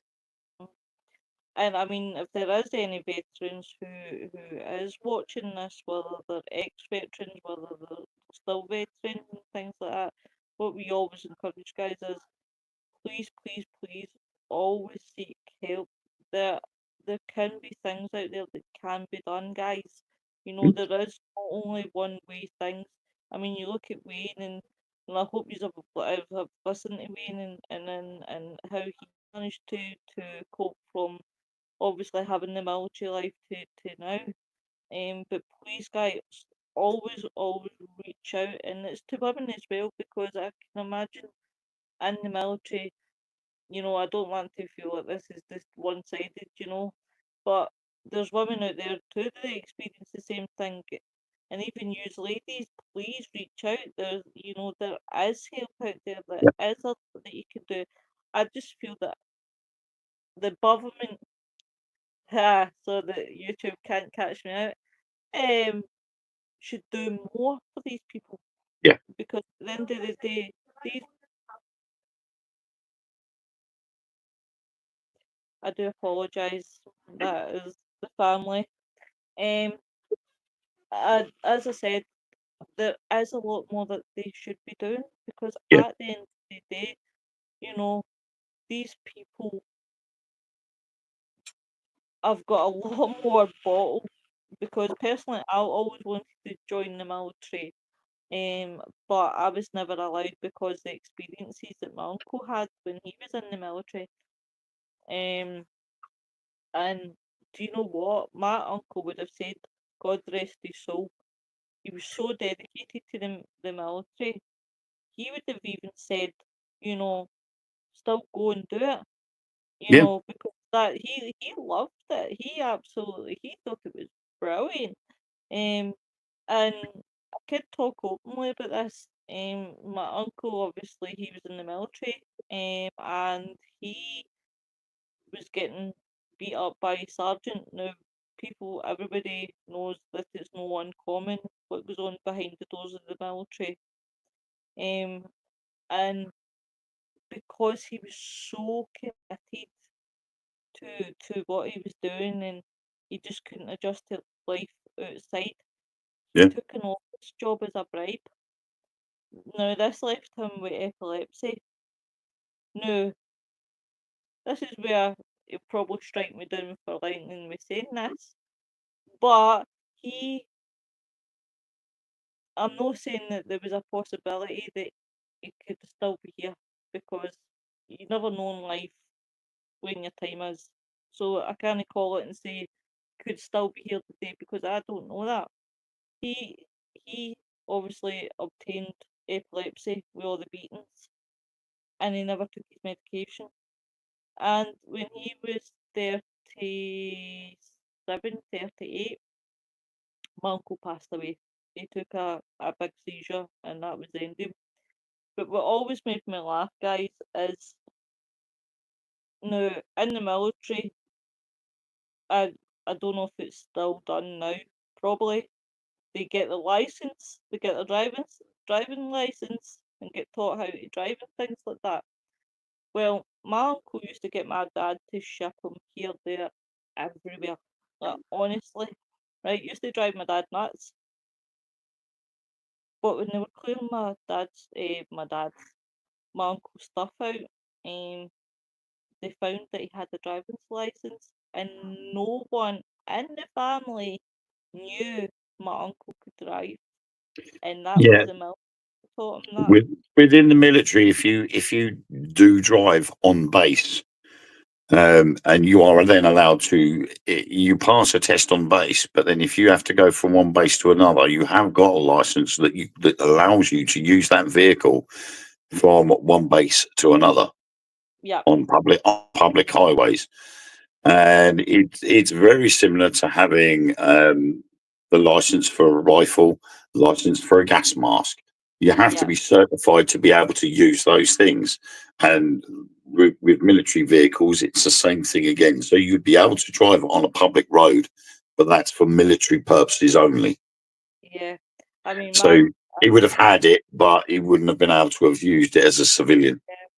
I mean, don't get me wrong, my dad was calling him for everything. I thought it was hilarious. Um, but my uncle, I can always remember my uncle coming back, and I used to love hearing his stories. Like, I would ask him what were you doing, and obviously he couldn't tell me too much, but he used to tell me about the places he went to, and he would always hurry home, because obviously I was the only child at that time, and he treated me like his own. Me and my uncle were dead close, and even he found it difficult when he came out the army. And I can always remember seeing, like, that side of my uncle, that he was always happy when I seen him in his uniform, and then obviously when he came out, like anybody, he found it hard to adjust. But Yeah. what he did actually was he went on to do a university course for business. Mm. He was actually in the middle of that when he passed away. And I always can remember when I was younger, and I said I really, really want to follow the footsteps of my uncle and go to the army. But at that time, I didn't understand why my dad went inside the forums. And then obviously now, when on reflection, what I learned about what my uncle went through in the army, you know, then I could understand why. Don't get me wrong, looking back now, I would have loved to done it. Yeah. Um, because I can totally believe the things that you get taught in the army. is wow. You, like my uncle used to show me how to clean shoes, and it would dead properly where you actually see your face. And I can always remember him dressing very, very smartly, like really, really smartly, and how his clothes were, and things like that. And you just think, oh my god. But guys, And uh, the thing is, though, some of those things are things you'll never forget. It's like with your uncle with his shoes. Bullying your shoes is something you'll never forget. And oh, we would sit there for hours on end, making sure that our shoes were as shiny as anything. And we only, in the Royal Air Force, we only had to do the toe caps. So we only literally had to do the toe area of the shoe. And the amount of polishing, we would sit there in the evening. We could be up until 1 o'clock in the morning. We'd start as soon as we'd had dinner, 7 o'clock ish. We'd sit there in the smoking room, and we'd have a little pot of water, a little bit of boot polish, cotton pads, all sorts, and we'd be sitting there going round and round in circles, warming them up again, going round and round in circles again, and we'd be there for hours. But what that did was that allowed us all to talk to each yeah, other while we were all sitting there.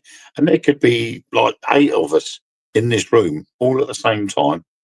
And we'd all be talking to each other about things that we did at home or yeah, our hobbies, talking about the news and things like that. And it built this family unit.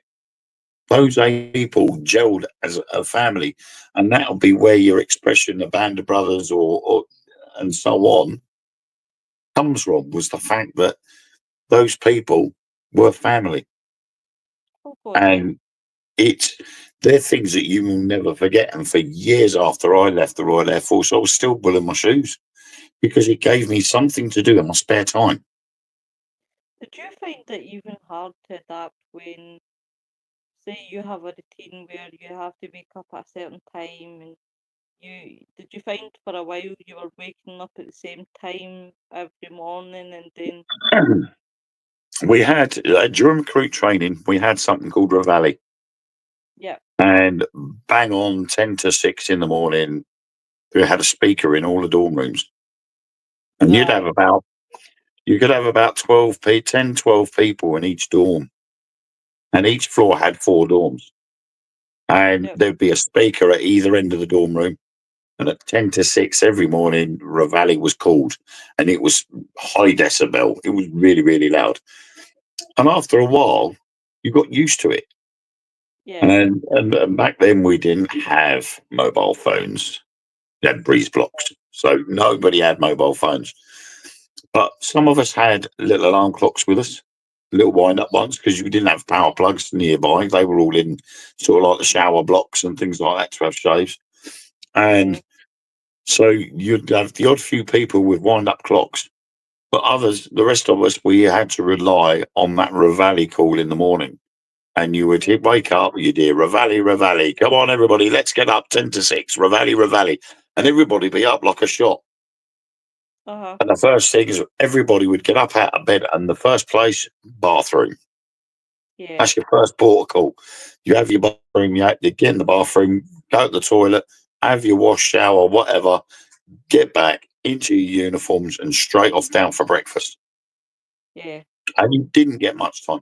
But after a while, your body got used to the alarm call at 10 to 6. yeah, And I then ended up finding that I was actually waking up at 1/4 to 6. And I was actually up and in the bathroom before Reveille got called. And as I'm yeah. coming back to my bed to get changed, everybody's running out to the bathroom. And Oh, I can imagine. I found out that after I left, my body clock was still in tune to that, and it didn't matter what time I set my alarms at. I was always up 5 or 10 minutes before my alarm was due to go off, and it still does to this day. Oh wow. So you've It got doesn't that matter that what time I set my alarm up. I'm always up before my alarm goes off, oh and you it know, it, it does get annoying because I say to myself, right, I'm going to bed now, and then I'll say to Ellen, my partner, like, I'm going to bed now. And she'll go, right, okay then. And I'll go to bed, say 11:30, 12 o'clock. She'll follow about an hour later. But then Freddie might get up at 4, or Tamsin will get up at 4 or 5 o'clock in the morning. And if it wakes me up, I stay awake. Yeah. And Ellen was going, how can you stay awake throughout the day? And I'm absolutely shattered. And I got up at 10:30. And I'm like, doesn't bother me. And it never has. I think that teaches you well in the military, because you guys could be up for 24, 36 hours straight, because you have Yeah. always got to be on guard about what's going on round about you. Yeah. And obviously reflecting in a lot of what I've seen and what a lot of what I've read, even being in the era of like World War II, you see a lot of pictures, and it was actually what drew my attention was I was watching pictures with disturbing backstories, and there's a gentleman who looks like he's smiling, but it's like I don't even know how to describe it to you guys. It's like More of a grimace. it's like one of those ones that you think is insane sort of thing, but it turns out he's shell shocked, and Yeah. this was It's a forced smile, and basically. and it was so daunting to see, because you just felt, oh my god, you know, a lot of what you see in there. And again, you know, you get a lot of soldiers, I can only imagine, or people in the Navy or whatever, who have killed people, whether, that they were meaning to hit the target and they've missed, and they've maybe hit a civilian by mistake, it happens all the time. And then you must get all that in your head, and then you think the only one way is out. So to MD who is watching this, Wayne, that does feel at their lowest and thinks that there is no hope, what would you say to them, Wayne? I would say to them that they need to contact the various charities that there are for military out there, and whether it's UK, America, anywhere, there are charities that are linked to the military. I think the Royal Air Force has got about 3 or 4. And then you've got the Royal British Legion and Help for Heroes. You've got a lot of different charities out there. And it wouldn't take much to go onto the internet and search and come up with a list of all those different charities. But they will have, if they don't have their own people that can help, they certainly would have the details of people that can help and not charge for it. Yeah. But it's a case of, there are people out there that you can talk to. There is support there for you. And it's important that if you feel that that's what you need, then you need to go for it. Don't hold back. Don't bottle things up. Talk to somebody, because that talking to somebody is going to be so important for you to progress in life in Civvy Street. Yeah. And for your future, and just keeping things bottled up, it's going to build, and it will build and build until it gets to the stage where you're not going to be able to hold back anymore, and it will cause you a problem. So anybody that leaves the military or has just left the military or is a veteran, has been a veteran for a while, and they still feel that way, please do and seek the advice from the various charities that are providing that support. And if you can't get through to these charities, contact your doctor and ask them if they can send you to somebody that can help you discuss the issues that you're facing, because it is important that you get yourself onto a level playing field. Yeah. You need that level playing field if you're going to move forward. Ending your life is not the way to go. That's not the way forward. That's the way backward. It's not going to do you any favors. Wayne, obviously I'm cautious of time, but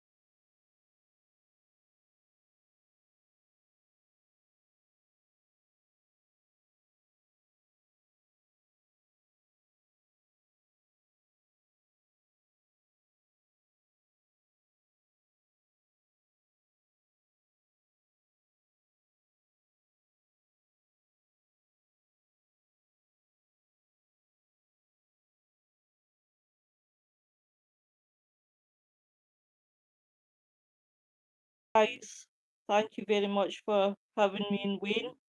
Zach, congratulations for everything that you do, and good luck on your 22-hour event.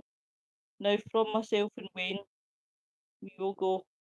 But everyone, take care, and we'll catch up with you soon. Bye, everyone. Bye, everybody. Bye.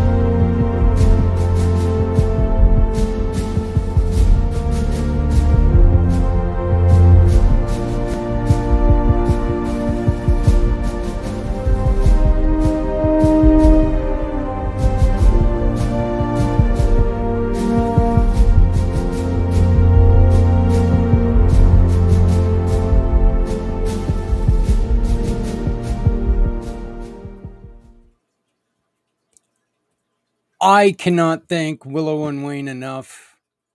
That was so well put together, and there was so much cool information. I really think that it showed a lot of in fact that, you know what, yeah, there may be a lot of differences between people in America and people in the UK. There's also a lot of similarities. I mean, there's a lot of similarities. There's still issues when they go through the transition.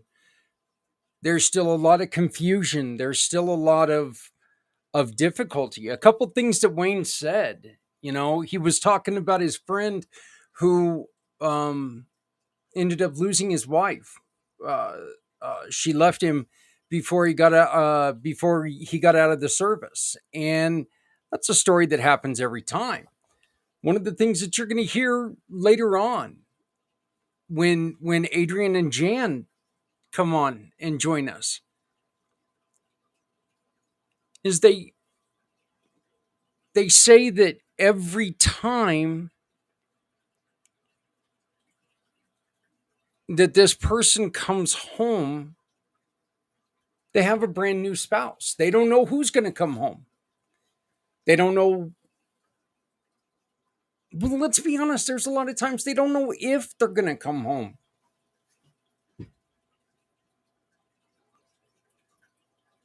You just don't know.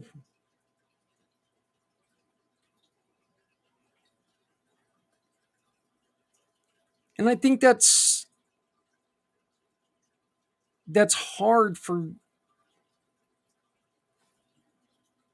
that's another reason why it's so hard for them. They can't, a lot of times they cannot talk to the wife, the husband.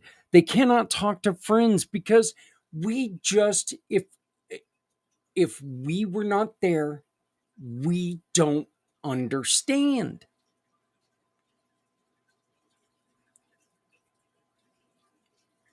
This is not the situation. Oh, I get what you're talking about. I know exactly what you're meaning. By the way, no, you don't. You never. No. Stop saying that.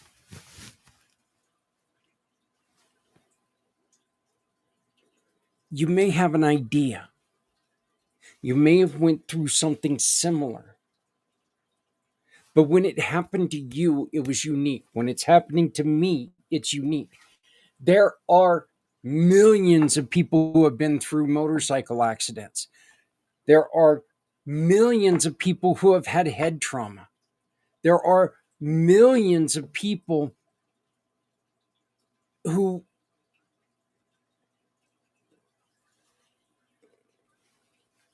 deal with TBI. There is one Zach Clayton who was in a motorcycle accident, deals with the TBI, migraine headaches every minute of every day, and deals with them the way he does.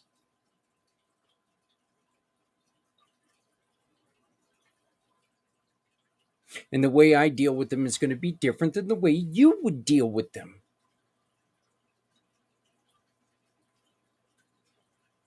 It's not a good thing. It's not a bad thing. It's a thing.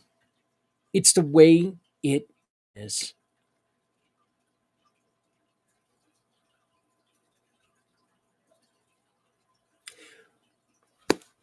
We've gotten through 2 hours, folks. Only 20 more to go. Again, thank you to Willow and Wayne. Wonderful show. I loved it. Thank you for your participation. I cannot thank you enough for supporting us and being here for us. I would also like to make sure that everybody understands that when you see this red QR code up here in the corner,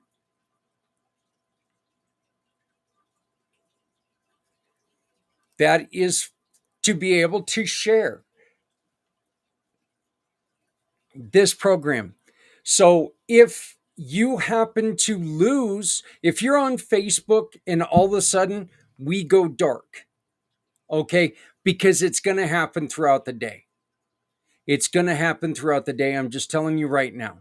Facebook has time limits. And so they're cutting us off at certain times. They've done it for the last couple of years. Hey, is what it is. It's their thing. They do what they do. We're going to work with them. We're going to not try to work against them. So what we're doing is we're going to stagger.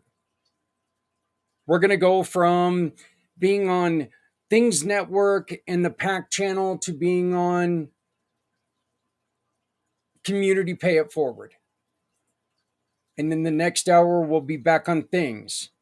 And then the following hour or the following segment for the next 3-hour block will be on Things, or we'll be on the PAC channel and Community Pay It Forward. Again, I know it's confusing and I wish there was a better way to do it, but it's what we have. And it's what we need to deal with. So that's what we're going to do. I want to thank our builders, the people who are helping us make sure that this is going strong. I'm starting to wake up a little bit, thank God. Because there wasn't a lot of sleep last night. But Veteran Business Connect is a brand new sponsor, first year sponsor for this. And I want to thank them. Thank you. Thank you. Thank you. You guys, the sponsorship came out of nowhere.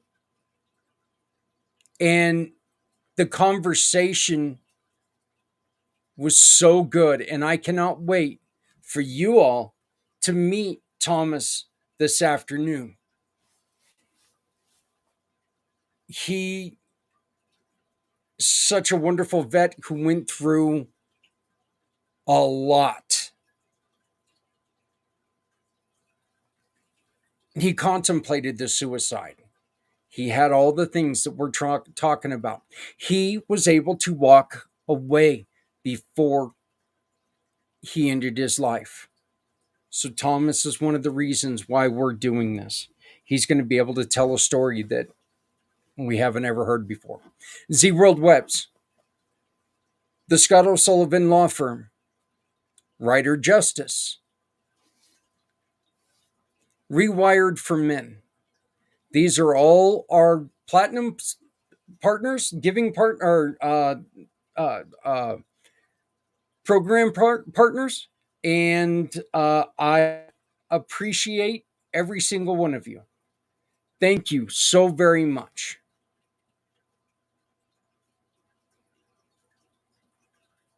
This next little thing is hard for me.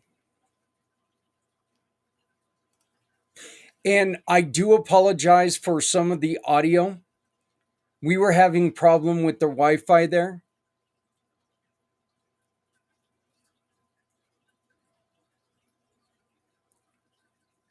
But as I've mentioned,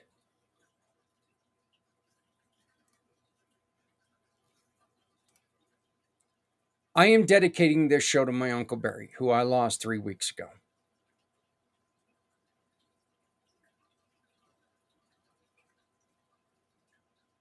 Veterans Honoring Veterans honored us by honoring my Uncle Barry posthumously. And we were able to record it at the Loveland Library yesterday. And I'd like to present that to you now. Thank you to Bart. Thank you to Veterans Honoring Veterans. Please support this program. They deserve your support. They deserve all the help that you can give them. And you are able to support them when you use their QR code through Community Pay It Forward. They are one of our mission partners. They are one of our partners that when you shop, click and pick, a portion of your sales will go to them, keep them up and running. And it's very simple. You don't have to round to the nearest dollar, none of that. You shop, you turn in your receipt on their form, and what happens? A portion of your purchase becomes support for Veterans Honoring Veterans. And all you have to do is use, nope, not that one, this QR code right here. Open that QR code and make a purchase with any of our partners. Again, I do apologize on this about the sound. It's the best we could do. I ran through and tried to find programs to clean up the audio. It's a little iffy, but this is our dedication with Veterans Honoring Veterans to my Uncle Barry. Uncle Barry, rest in peace. I love you. I miss you. And with this, I want to say thank you. Hey, everybody, we've got a special event going on, part of Mission for Healthy Heroes. And one of our greatest friends in the world, Mr. Bart Bartholomew. How you doing? Very good, Jack. Thanks for inviting me. Well, you know what? You and I, we got together about 4 years ago. About 5 years. 5 years ago, yeah. It's, time just kind of flies and ashes in. But we got together 5 years ago when you did something so very important to us. And you wanted to find a special place for donations, and you came to us. And can you tell the story of why that was important to you? Absolutely. I just lost my wife. She passed away in April of 2020. And as all grieving spouses do, they need to clean out the closets. Some do it soon, some do it later. I had quite a few clothes from my wife, so I was contacted by a friend, mutual friend of Zach's, Sandy Campbell. Yeah, Sandy Campbell. Yeah. And she told me about Zach's giving, and I contacted him, met him over at his place in Greeley, saw his operation, saw people there selecting stuff that he'd already collected. So it made my heart feel good that I knew my wife's stuff was going to go to probably pretty decent people, because the people I saw there were okay people. But anyway, long story short, we made that connection on that day, and I had previously started a nonprofit myself. I shared my nonprofit with him, and then as time went on, Zach and I started working together, a few different old podcasts and interviews, stuff like that. So my veterans honored veterans and his community pays forward became partners, and we've been working together now, like I say, for 5 years. So I want to thank Sandy, and I want to thank you and all you've done. So, and then what you're still doing. It's more than what you had in Greeley with those connect boxes that you spread all over the place, and what you're doing now for the community, and as much time that you spend on podcasts, and some of the people that you had on your podcast, that mind blowing. So I want to really take my hat off to you, Zach, for where you started and where you are right now, and thanks for the best of your ass, and doing a good job. I appreciate it. You know what? The truth is that everything that we do would be useless without organizations like yours. Dad, you are a recipient of one of the awards from Veterans Honoring Veterans. Can you maybe tell people a little bit about what you felt when you were issued this? Well, the statue itself, is detailed beautifully, really. So, just the idea that you can give recognition or, accomplishments that some people don't appreciate at all, and some people will, because they understand that that's our country, right? That's what makes us us. So it is nice to get that recognition. I mean, and it's even got I was from Berlin, so it's got that Berlin. So it's personal. It's not just. It's just not a thing. It's personal. You even got the name on it. Anyway, it means a lot, and it's something very necessary to help heal some of our wounds. And that's what I think this can do. You're more than welcome. I'm honored to be here. You know, let me ask you, so it's you this part, but when you ever get that feeling that you see that when you get to look at it, or when you get to the end of veterans have to sit there and go, oh my God, somebody remembered that I did something more than myself. Well, he kind of hit on describe the statue and the detail of the statue. It's very well done. It reflects what they did when they were in service. That was a branch against the Minister Army. And to hear him describe how it felt to get recognition after all the years he got out. And when he was out of the military, that was it. And all of a sudden, somebody said, like yourself, said, hey, Dad, we have some kind of space we'd like to have you come join us. when you got there, really kind of had no idea what it was until you saw it. And even though it's only a 10-inch, 15-inch little statue, it means a lot. Then when you start to think like that, actually change. The statue is great. You see your name, right? Your branch of service, and the Army had when you live, and this goes to everybody. That's what by the first place the same way. That just is the satisfaction and the making you feel like, wow, I did well. So, but no, it means so much. For the very second celebration. And I want to hear that we're doing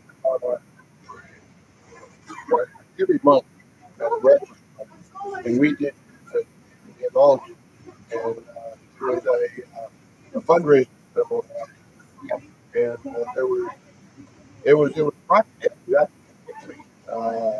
It was something that I invited to. In fact, I talked about, hey, how we could maybe get some of the veterans, the local veterans and statues. So we added, and it turned out to be a pretty good event. There's a lot of people there that got to see how you reacted to the statue, and I think we did a caution. Yes, I was just going to talk to Mom about that. You accept the one in which this is very special to me, Bart, because you're going to do it again for us. You're going to do it again for this family sitting in front of you. When we did the one, we had just lost a pound of milk. And we were able to put Uncle Bill's information. The ship that he spent time on the most.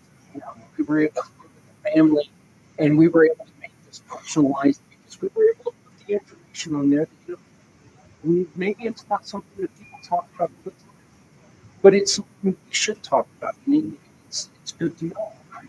Well, it is, and your Army it's just like a Navy.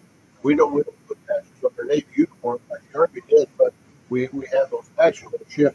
Each one has a special patch, and we might have that patch sitting in a pile of stuff at home.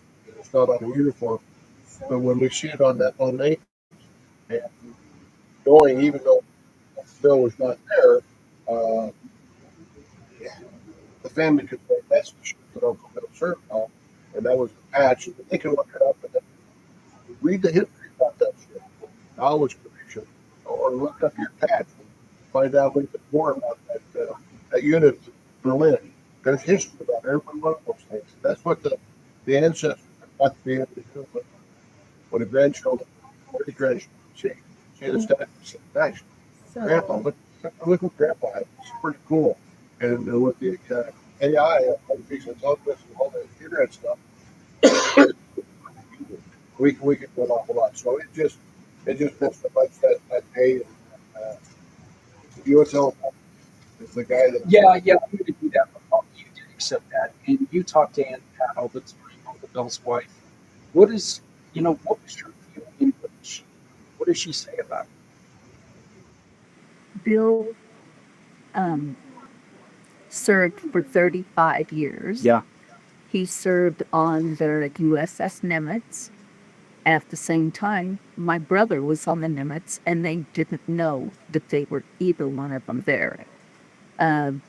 Bill was a Master Chief, and he took his office very, very strongly. He knew what he was supposed to do, what he needed to do, and he went after it. My sister Pat, she had to be by herself with 3 children quite often. But when Zach gave her the statue for Bill, she said somebody actually cares that he served as long as he did. And she was really proud that Bill would get a statue to let him know how much. Never happy to show. Yeah, it was given to my sister with you guys, right? Mm-hmm. Okay, that's what I thought. then also, they had two Navy men that was at his celebration of life, and they also handed the statue to my sister Pat and explained what they felt.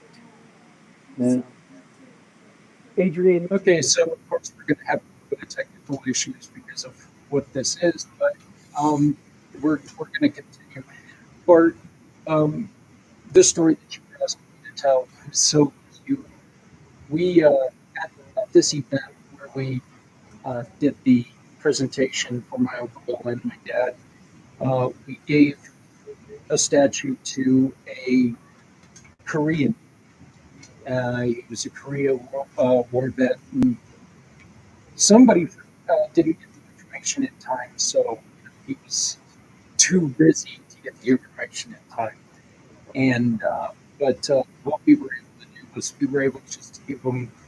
I don't want to call them dummy statues. I'm going to call them dummy statues. They were just the statues for sample. And you handed that little old man that statue, and I remember him treating that like he just won an Oscar. He did not want to give it up.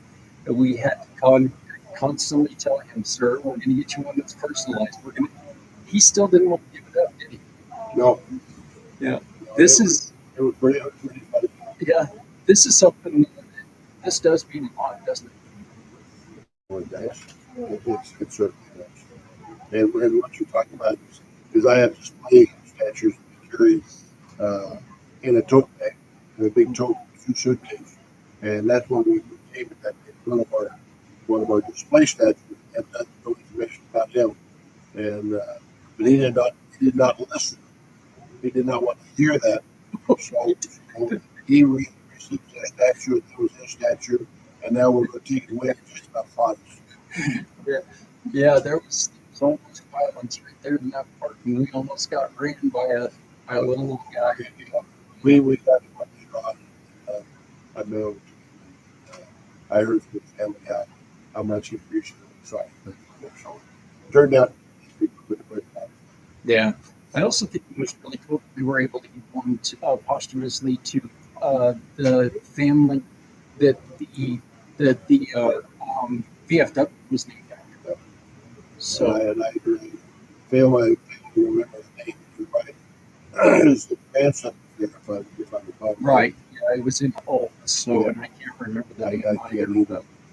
But yeah, the grandson, some of the family would present the statue to the grandson, which was also very well received. Yeah. Well, Dad, I got to ask you a question. What war were you in? What war did you serve in? I served in the Berlin War. No, I was in Berlin, so I wasn't in the war. Technically, I was out doing other stuff. No, there's no shame in that. I'm doing this. I'm doing this to prove a point. Art, you don't have to be in conflict to get one of these statues. Well, I'm glad that this came up. I've been on a campaign for the last year and a half, 2 years, as I interviewed veterans and asked them where they served, when they served. A lot of them don't tell me, well, I was in Vietnam era. Yeah. And then I stopped right there. I'm going to say all you that there is no Vietnam era. There was no Korean War there. There was no World War II there. There was no World War I there. And now there's no Afghan and Iraqi. But the only era was Vietnam. And again, that was such a protest related war that someone decided that they were going to make it tough for the soldiers and Marines and sailors about certain countries that they had to be classified as an era. So my explanation to everyone about everybody and then try to understand this. During World War II, drafted. Some of them went to Europe, some of them did not. When they all came, everyone classified as war whether they served in that Vietnam or it's combat or not, all were medics. The same thing with World War II. There was another truth. In fact, all of them were trash. The men, no one got tagged era in Vietnam. Every military person, every civilian that goes in raises their right hand and says, I promise to uphold the Constitution of the United States, friendly, foreign, all that stuff goes along with it. I promise the country that they're going to do whatever asked them to do. So they might have to go to Berlin, they might have to go to Europe, they might have to go somewhere else, not do. But Europe, Berlin could have stood up happening to go to Vietnam. You were, you just get called up. So your possibility of still serving Vietnam is there. So that's why just because you're not lucky. Every ship is Pacific. You end up in which is off all the ships on the Atlantic. We were battles between the two countries, Japan and Europe. So we were the so every veteran during the time now for peacetime, you say I did not serve during the time of war. I was in between wars, and that's perfectly fine. But if you was in during that and you were in the 70s, it wasn't over until 75, so you was in Vietnam, so you were in Vietnam. Now, one thing I mean, we were in Berlin, right? And truthfully, because we were surrounded by other people, the time that they thought the vehicle would stand about 15 minutes. So really, it's not like we weren't in danger. And plus, we had for that beastly mine operating gang that was blowing up NCOs in Germany at that time. We even had some in our building academy, So, it's not like, you're not served. And I brought that up because you had conflicts. Yeah. You had situations. You know what? No, You was war. You had a situation where you had to yourself and the people around you. So thanks for bringing that up. That's really important too. Well, and the truth about all of this is that you know what they couldn't, they wouldn't have acted as a team without what my father was doing in a different area. Took every soldier, every Marine, and every sailor to help protect the world. Yeah, and every family member right. Oh yeah. behind you, right? Yeah. Because Lola was there, and back when we were too, we would have got, overran in 15 minutes on the beach. Yep. And he, it's something. Well, we've come to the time that I've been thinking about how this was going to happen for quite a while. And as many of you know who are regulars to any of my shows, my family had a very, very difficult loss just recently. He did have 2 tours in Vietnam, and his service, him being around some of the chemicals that they were using in the service, finally caught up and cost him his life just a little over 3 weeks ago. And Bart, again, I asked you to honor him. My Uncle Barry did grow up in Otis, Colorado, right next to my father. And I was going to take this statue. I was going to accept this statue, but I thought better that, would you do me the honor of presenting my parents with my Uncle Barry's statue? It would be my honor. So yes. Thank you, sir.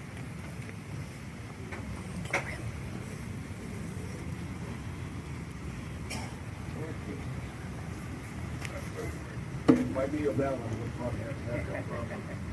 We know that. So what we have here, I'm going to show it to the camera first. We have a Marine Corps statue, and we have a Marine Corps statue, and similar to yours, how it's designed and how it's detailed. It's just it's immaculate. At the bottom on the nameplate, it's got the Marine Corps emblem on the left-hand side, and it's got PFC, which stands for Private First Class Barry Clayton, United States Marines, 1965 to 1969, Vietnam, and then on the bottom of it's got the 3 Vietnam ribbons. It's got the Defense ribbon, it's got the Vietnam campaign ribbon, and it's also got the Vietnam service ribbon. And on the right-hand side, which was actually did 2 tours, he was injured, and he received the Purple Heart. And besides the Purple Heart, I did sales tax, and I was going to put the Vietnam campaign ribbon and the medal on there as well. So this is what Barry's statue looks like, or that's his nameplate.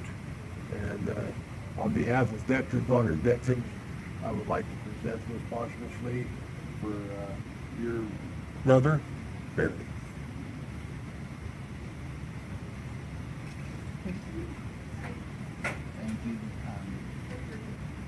Barry was always a fighter. He had Marine, but I mean, even in high school, he'd go run up mountains,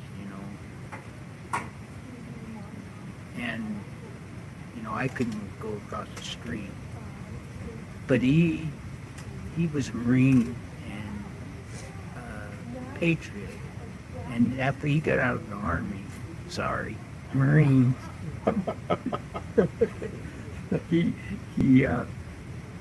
he still was a patriot, because he still loved his country, he still loved his flag, he still loved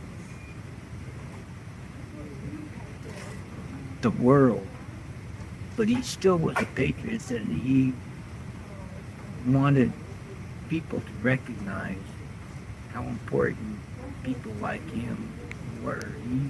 He had a job, from what I understand, in Nam, where he had to be in the back line and stuff like that. And I can just imagine they had the right guy driving them. Anyway, I want to thank you for Barry, because he's been my hero for a long time. Perfect. My dear friend, you are the welcome. Thanks. It means so much to me that you've been a part of what we've done at Community Pay It Forward here on mission to help the heroes. And I want to tell you that there is nobody that deserves more thanks than you do when it comes to it, because this really does mean so much. And you've said it before that we just offer a silly little statue, and I've had to correct you once or twice and say you're really giving back the memory of service. And I want to thank you, my Introducing Shop, Click, and Pick, the simplest way to support those doing good in communities everywhere. We understand that shopping is a necessity, but with a slight adjustment, you can make a huge difference without spending any extra money. Here's how it works. Please visit communitypayitforward.us and navigate to the Find Your Partners tab. Discover our verified giving partners, which are trusted allies ready to meet your needs. Shop with any of the partners that resonate with you. Click a picture of the receipt or invoice, then pick the mission partner you wish to support and use their QR code to send the receipt directly to us. After that, all you have to do is sit back and enjoy your purchases, knowing that you've made a meaningful change for someone in need. Community Pay It Forward amplifies your business's impact by sharing the story of those who require your services, rallying support for those who need us all. Because no one needs to go it alone when we all come together. That was just about harder for me to watch the second time than it was actually being there. When we did it yesterday, you know, yeah, the realization,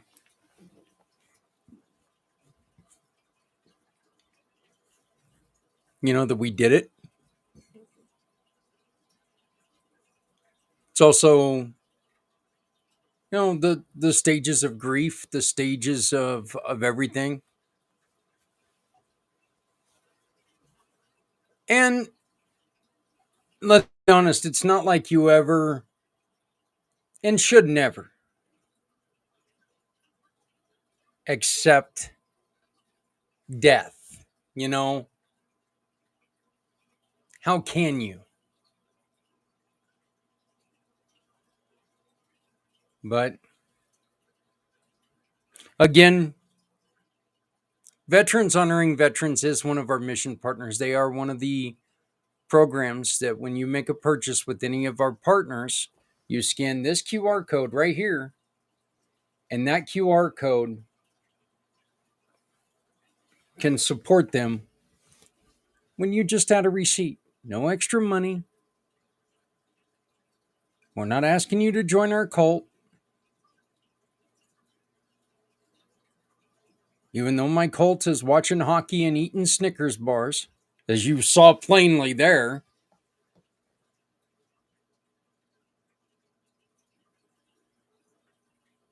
All we want to do is support people when you shop. So please, please, please scan that QR code, go to Veterans Honoring Veterans, and allow them to continue their mission, which means so much to so many.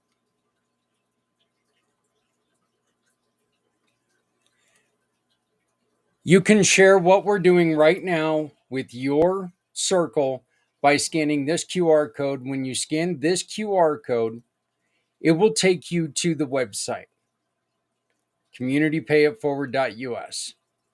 When you go to that website, just simply copy the link and share it to all of your friends.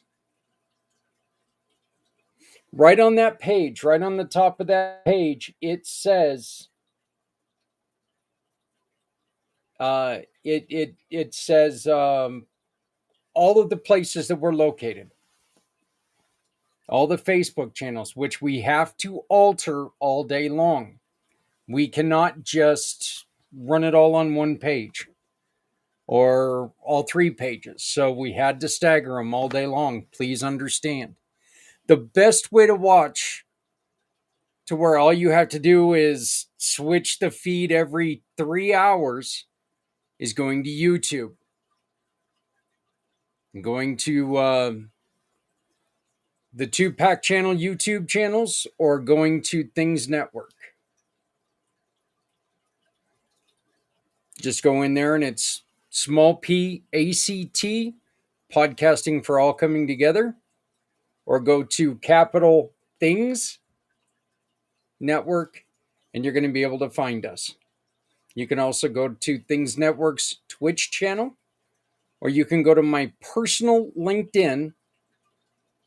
Maybe I wasn't able to find us live there, but the personal LinkedIn is Zach, Z-A-K, Clayton, C-L-A-Y-T-O-N, Lion, L-I-O-N. So just go to any of those and you can watch uninterrupted. But if you need to go to the Facebook pages, please understand we have to stagger them throughout the day. Joining us right now is a very, very special individual. And I mean special in a good way, not special as in, he's kind of special. So, great friend. And if you would have told me when I was growing up that I was going to be really good friends with this man, I think I would have been a happy guy, happy kid. So, and to think people were trying to tell me he wasn't real. Well, I can prove to you he's real. Everybody, welcome Santa Claus. Papa John, Santa, where the hell? Where did I go? You were I here a just minute went to ago. change. I went to change a setting, and can you hear me? I can hear you, Well, but what the heck? Hang on. but it, Hang it's on. it's it's almost like Bigfoot. You know, we know you exist, but now we can't see you at all. Well, that original setting There there. you go. Oh, look at that! You're in a spooky forest. That kind of works I'm with in the Things spooky Network. forest. So, Good morning, young man. How are you, and how goes the battle so far? hey, you know what? We're 2.5 hours in, and I feel like we're about 2.5 hours in. There you go. There you So go. it could be a lot worse. Um, as I said when I first came on air, you know that those times when you get like that 4 hour power nap and you wake up and you're refreshed, you're ready to go. It's better than an 8 to 10 hour sleep, right? Oh, sometimes. Yeah, that To wasn't get, last night. yeah, yeah. I went to bed early as well. We watched a movie. We finally watched the red one with the Rock, Oh, and okay, yeah. finally got a chance to watch it, and it was put together well, and it threw some interesting tidbits into the Santa story. So we appreciated that, and then we said, well, we'll go to bed. And I had a power nap for about 45 minutes, and then I went, bing. Yeah. Okay, yep. Yeah. Heat was on, and it was a little warm, and we forgot to turn the thermostat down, and then all of a sudden it was like, it's warm in here. Like, what the frick? And then well, might as well get up and do the bathroom run and have a drink of water, and so you can go again. And I sat there and laid there for, yeah, almost 2 hours, thinking, well, it's too early to get up and join Zach yet. And he said he had a couple things going for the first couple hours. And yeah, then I laid back down and, twiddled my thumbs and tried to get comfortable, did the old tossing and turning thing. And then, oh, look at that. I fell asleep, and all of a sudden, bing, bing, it's the alarm clock was going off to, hey, I got to go downstairs to say hello to Zach. Yeah. Yeah. Yeah, so it was one of those nights. We know how that goes, and we know where it's coming from. Yeah, for some reason my dogs and had restless everything syndrome last night, Uh-huh. and they decided that they could not lay still, so it was like going and apparently they tell me it's illegal to drug your dogs. Ah, you know. If And you know if I still had the special gummies, I would have probably given them one last night. But some people would get a little upset if you take the baseball bat, don't yeah, yeah, want to yeah. do that. Well, I'd be upset at myself, to be honest with you. Right. There's And sometimes. owning dogs before, not at the present moment, you get up and you lock them in another room. That only lasts for about 10 minutes, and then they go, "Buck, buck, buck, buck, buck. I'm lonely and I don't want to be in here. It's dark." And, this excuse and that excuse. So, yeah, I understand that concept totally. Yeah.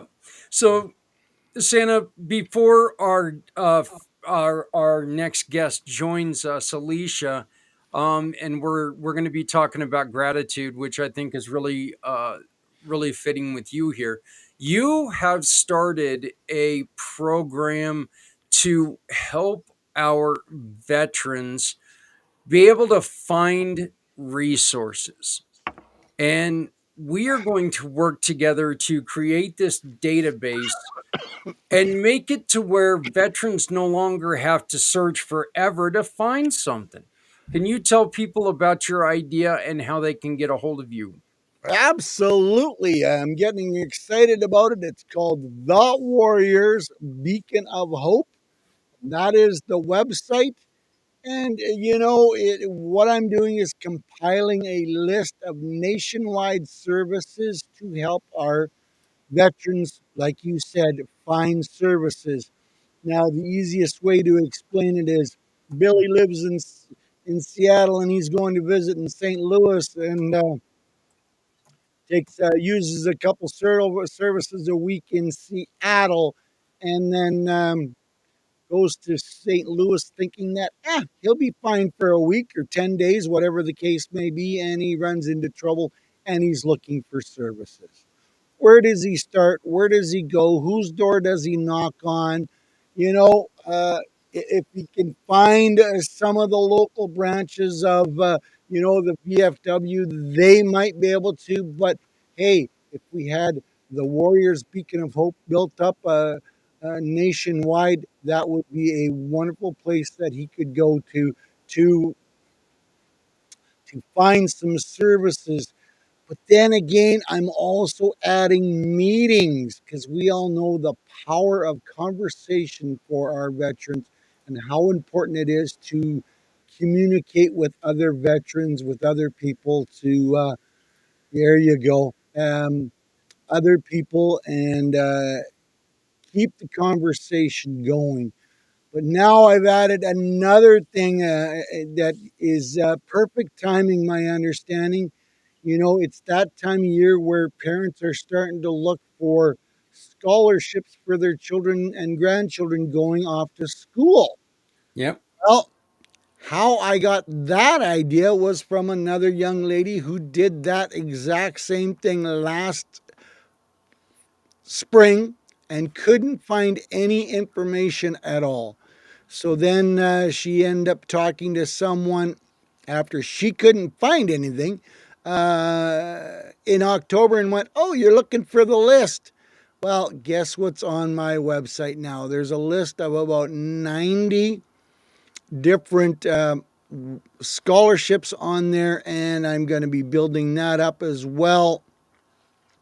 So, this one, you've got the website up for the Warriors Beacon of Hope. I'm trying to make it the go-to portal for websites for veterans to find services, to find meetings, and now scholarships. And, each one of those ones is a service in that state. So we're going to do the first 100 services are going to be for free.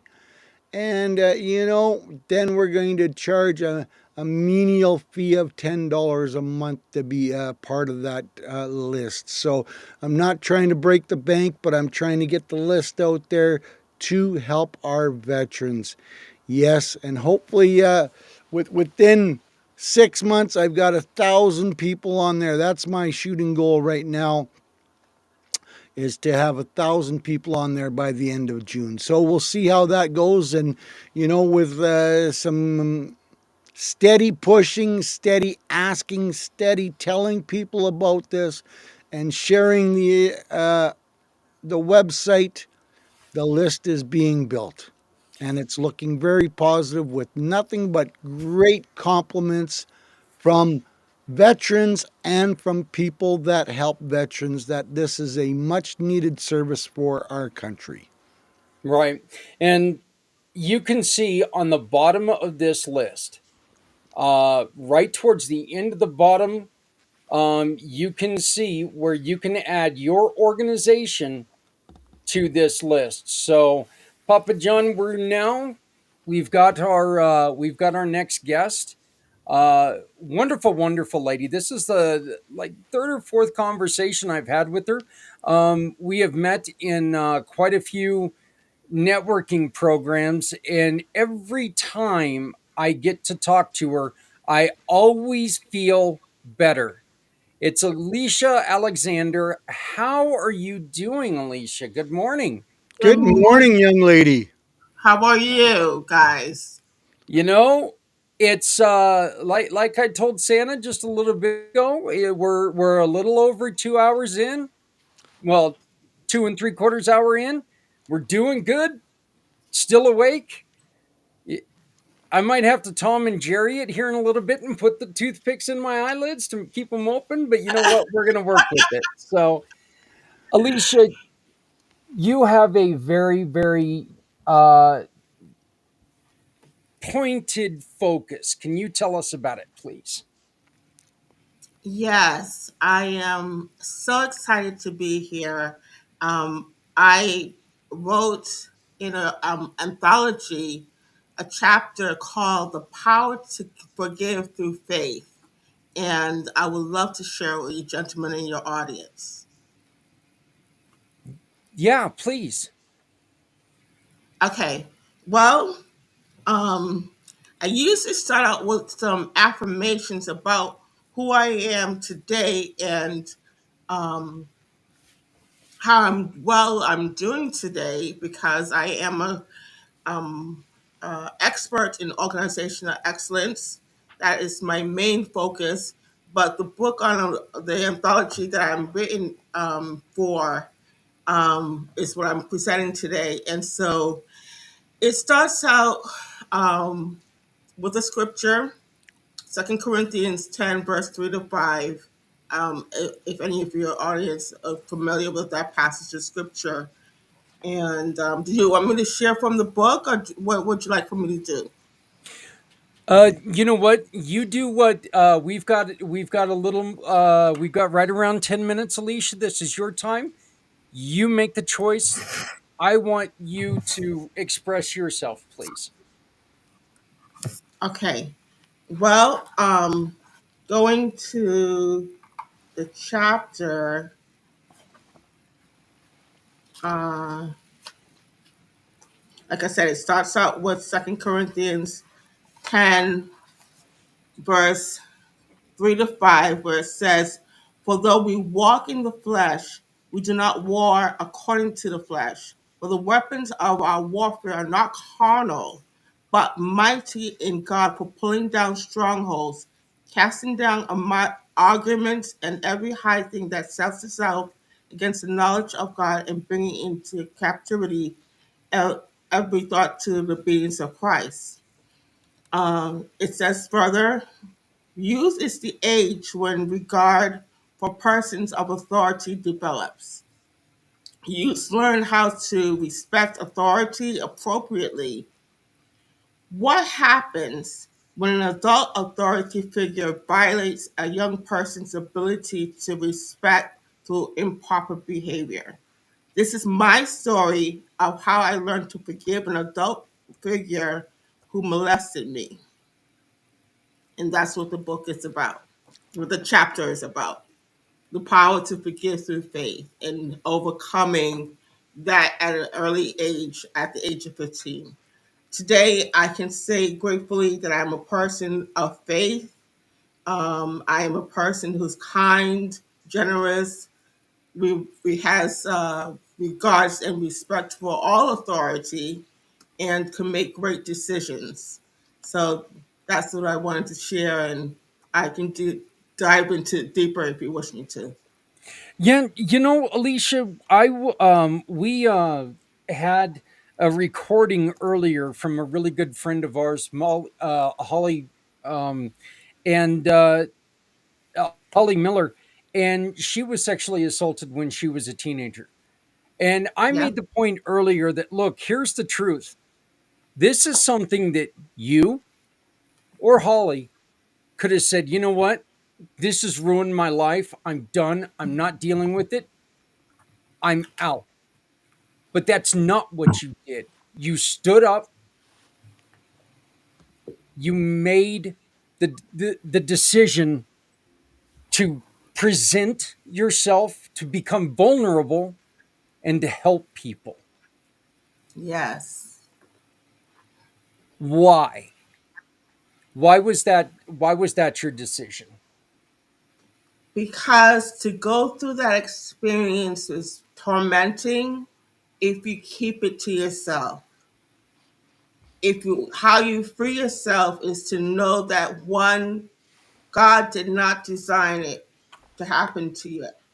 As a matter of fact, in the chapter that I wrote in, I wrote a prayer, and I want to share with anybody who in the audience has gone through a traumatic experience like that. The prayer is called a prayer to heal, and I'm just going to pray real quickly. Heavenly Father, your word says you love me. At this moment, I choose to believe this truth. I believe in my heart and I confess with my mouth. I believe, God, you love me and you do not want me to hurt anymore or experience pain any longer. I hand you every pain and hurt now. Thank you that you heal me and remove everything that is not love from me. I renounce every evil thought or action I have allowed to consume me due to the pain and hurt. I accept your love and ask you to minister truth to me now. In the name of Jesus, amen. Amen. That is beautiful. Santa, did you have any questions? No, I was just going to say though, women and men who have been, in my experience of talking with women and men that have been experienced this horrible thing that happens, they either do what Alicia has done, is come out and said, hey, I'm not going to let this push me down. I'm not going to let it control me. I'm not going to let it dictate how I hide for the rest of my life. I'm going to come out. I'm going to be standing. I'm going to be proud. I'm going to help other people because God has changed my life. And you either move forward with it or you cowl down. And I've seen most people, especially women, say, I'm going to be strong. I'm going to be standing proud. I want to help other people. And that's, good for you, Alicia. Yeah, Santa's proud of you. Thank you. So I get something good for Christmas? Well, we'll work on that list, at another time. But Hey, Alicia, let me ask you one question, and I think this is something Yes. that's vitally important. What was the one thing? What was the one thing that was the hardest struggle for you to make this decision to grow with this? What was the hardest hurdle that you had? And the reason I'm asking is because we want to speak to the person who's facing that hurdle right now. Okay, so this happened to me at the age of 15. And my how it happened was in my own house because my brother, my sister, and myself, we were latchkey kids. Now latchkey kids mean that there's no parent in the home. When you get home from school, you got to take care of yourself until that parent comes home. My mom was a single parent and she worked 3 to 11:30 at the local hospital. And so the person who did this knew that she was not home. And I thought this person, because he was a person of authority and very respected in the community, was coming to just check on us and see how the kids are doing. But that's not what happened.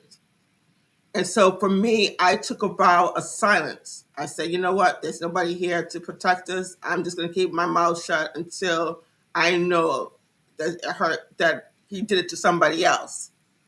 7 years fast forwarding, at the age of 21, I found out, or 22, I found out, yes, he did do it to somebody else. And I chose to speak up and help my friend get over and confront the situation. He and his wife lied in the meeting that we had with another couple from the community. And at least it was addressed. It was out in the somewhat open what kind of person he was. And so that was my biggest challenge, keeping it quiet from 15 to about 21, 22, until I found out and knew that he did it to somebody else. Then again, that's where I learned of a story the other day of how, like I said, and I want to introduce you to Holly. I think you two would have a fascinating conversation. But I believe she was around 14 when hers happened, so there is a lot of symbionts there. But again, she faced a challenge just recently that the only thing, Alicia, I can say about you and about her are you are both heroes because you stepped up and turned this absolutely awful situation into a way of helping people. Absolutely. I Well said. can't and I won't apologize because this happened to you because it's not mine to do that. Right. It's I congratulate you on doing what you've done. And I congratulate you on taking these giant steps of making this better for yourself and for others around Yeah. you. And I love you for what you're doing. Thank you. If I can speak to your audience for others, I know it's a hard thing to deal with when you're a kid, but come to the place to forgive and let it go because you're healing yourself. Only reason I can share this is because I have forgiven the person, even though they never came back to say sorry to me, and I've let it go into my God, Abba Father. That's what I call God, Abba Father's hands, and He's taken me a long way. I'm now in my 50s, and I can say with all grace, I forgive him and I let it go. Good for you because that's a big part of healing. Yeah. Yes. Yeah. It's the most important part of healing. Alicia, thank you so much for joining us today. Um, let's get together and let's tell your story a little bit wider here in the next coming weeks. Okay. I'd love to have you back on one of our regular podcasts. Great. Thank you so much for having me this morning. I really appreciate you both. No problem. Thank you so much, I Alicia. hope Have you a have a wonderful wonderful day. day and please keep up the great work. And again, thank you for doing what you're doing. And I'm sure you run into a lot of people that discourage you. Get over that hurdle and think of all the positivity that you're sharing with so many other people. So keep up the great work. Thank you. And always reach out if there's anything that we can do to support you. Okay. All right. Thank you very much. Okay. Santa, the first segment's done. Woohoo! First That- 3 hours are in the book. There you We're go. going to take about a 10-minute break. We got to shut everything down and open it up in a new window. So we're going to go black for about 10 minutes as I move stuff from this computer to this computer. And this is a new platform you're using too. Oh yeah, that's the reason why everything is all so, Yeah. but I want to thank everybody again for being here. Please make sure that you share this information with everyone. This QR code that you see up in the corner, it's a chance for you to send a message to our heroes, to our veterans, to our first responders, to anybody out there, to people like Alicia who are out there making a difference, who went through things that could have destroyed them, who go through things every day that could cost them everything. But they Absolutely. come out and they support other people. Come on, scan this QR code, leave a message. If you leave a donation, that would be great. If you are a company and you have a donation to leave, let us know about it. And no purchase necessary. You don't have to donate, but all day long, we are going to be giving away prizes like a prize from Santa Papa John. Papa, can you tell people what you've donated to the cause? Absolutely. I'm excited because I started this new story session before Christmas, thanks to networking. And someone said, hey, personalize the stories. Can you imagine Santa reading a story to your children or your grandchildren? They're all gathered around the big screen as I read them a custom created story and I say their names in the story. Yes, talk about creating a family memory, a wonderful memory for the children. So I have donated one of my stories to help with this wonderful mission that Zach is on, and I'm proud to be part of it. So yes, they will be. I'm not sure how you're going to do it, but whether we're going to have bids on it, I never did discuss that with you, but that's your choice and that's your option. So if you want a custom created story from Santa, get a hold of me, get a hold of Zach, and he'll be able to get my information to you. But I've donated one story worth $100 to this wonderful cause to help raise some funds for our veterans and for Zach so he can keep the lights on, so he can do more things like this, ladies and gentlemen. So reach out to Zach or myself and let's get a custom created story for you so we can, we can share some memories and of course, I did quite a few of them before Christmas, and it was funny, Zach. I got talking to some of the parents after they showed it, and the kids said, "Mommy, mommy, daddy, daddy, play it again because Santa said my name." Yeah. You Yeah. know, and that's what it's all about, folks. It's those, because children are so honest, they are so brutal. They say what they want, and there's no filters on children. So, what a great family memory for your family. So let's move forward, and we'll get that donated off to someone later on, and we're gonna have a lot of fun because creating happy, joyful, positive memories for families is a plus for everybody. Yeah, what we're going to do, Papa, is every once in a while, we're going to take these stories like Thomas McNichols sent in. He used the QR code. He gave us a message that he wants us to send out with people. Message is very simple. Thank you for your service. Absolutely. And now, because Thomas did this, Thomas also donated $10, but there is no purchase necessary. You don't have to donate and you can still win. But Thomas is now the proud owner of a 1 year subscription to a For My card. Thomas, I will be getting a hold of you in a little bit. If you want to win a prize like Thomas has, scan the QR code, tell us a story, and please join us again here in 10 minutes right here for Mission for Healthy Heroes. I appreciate you being here. I thank you for being here. And I appreciate the support more than you will ever, ever know. Woohoo!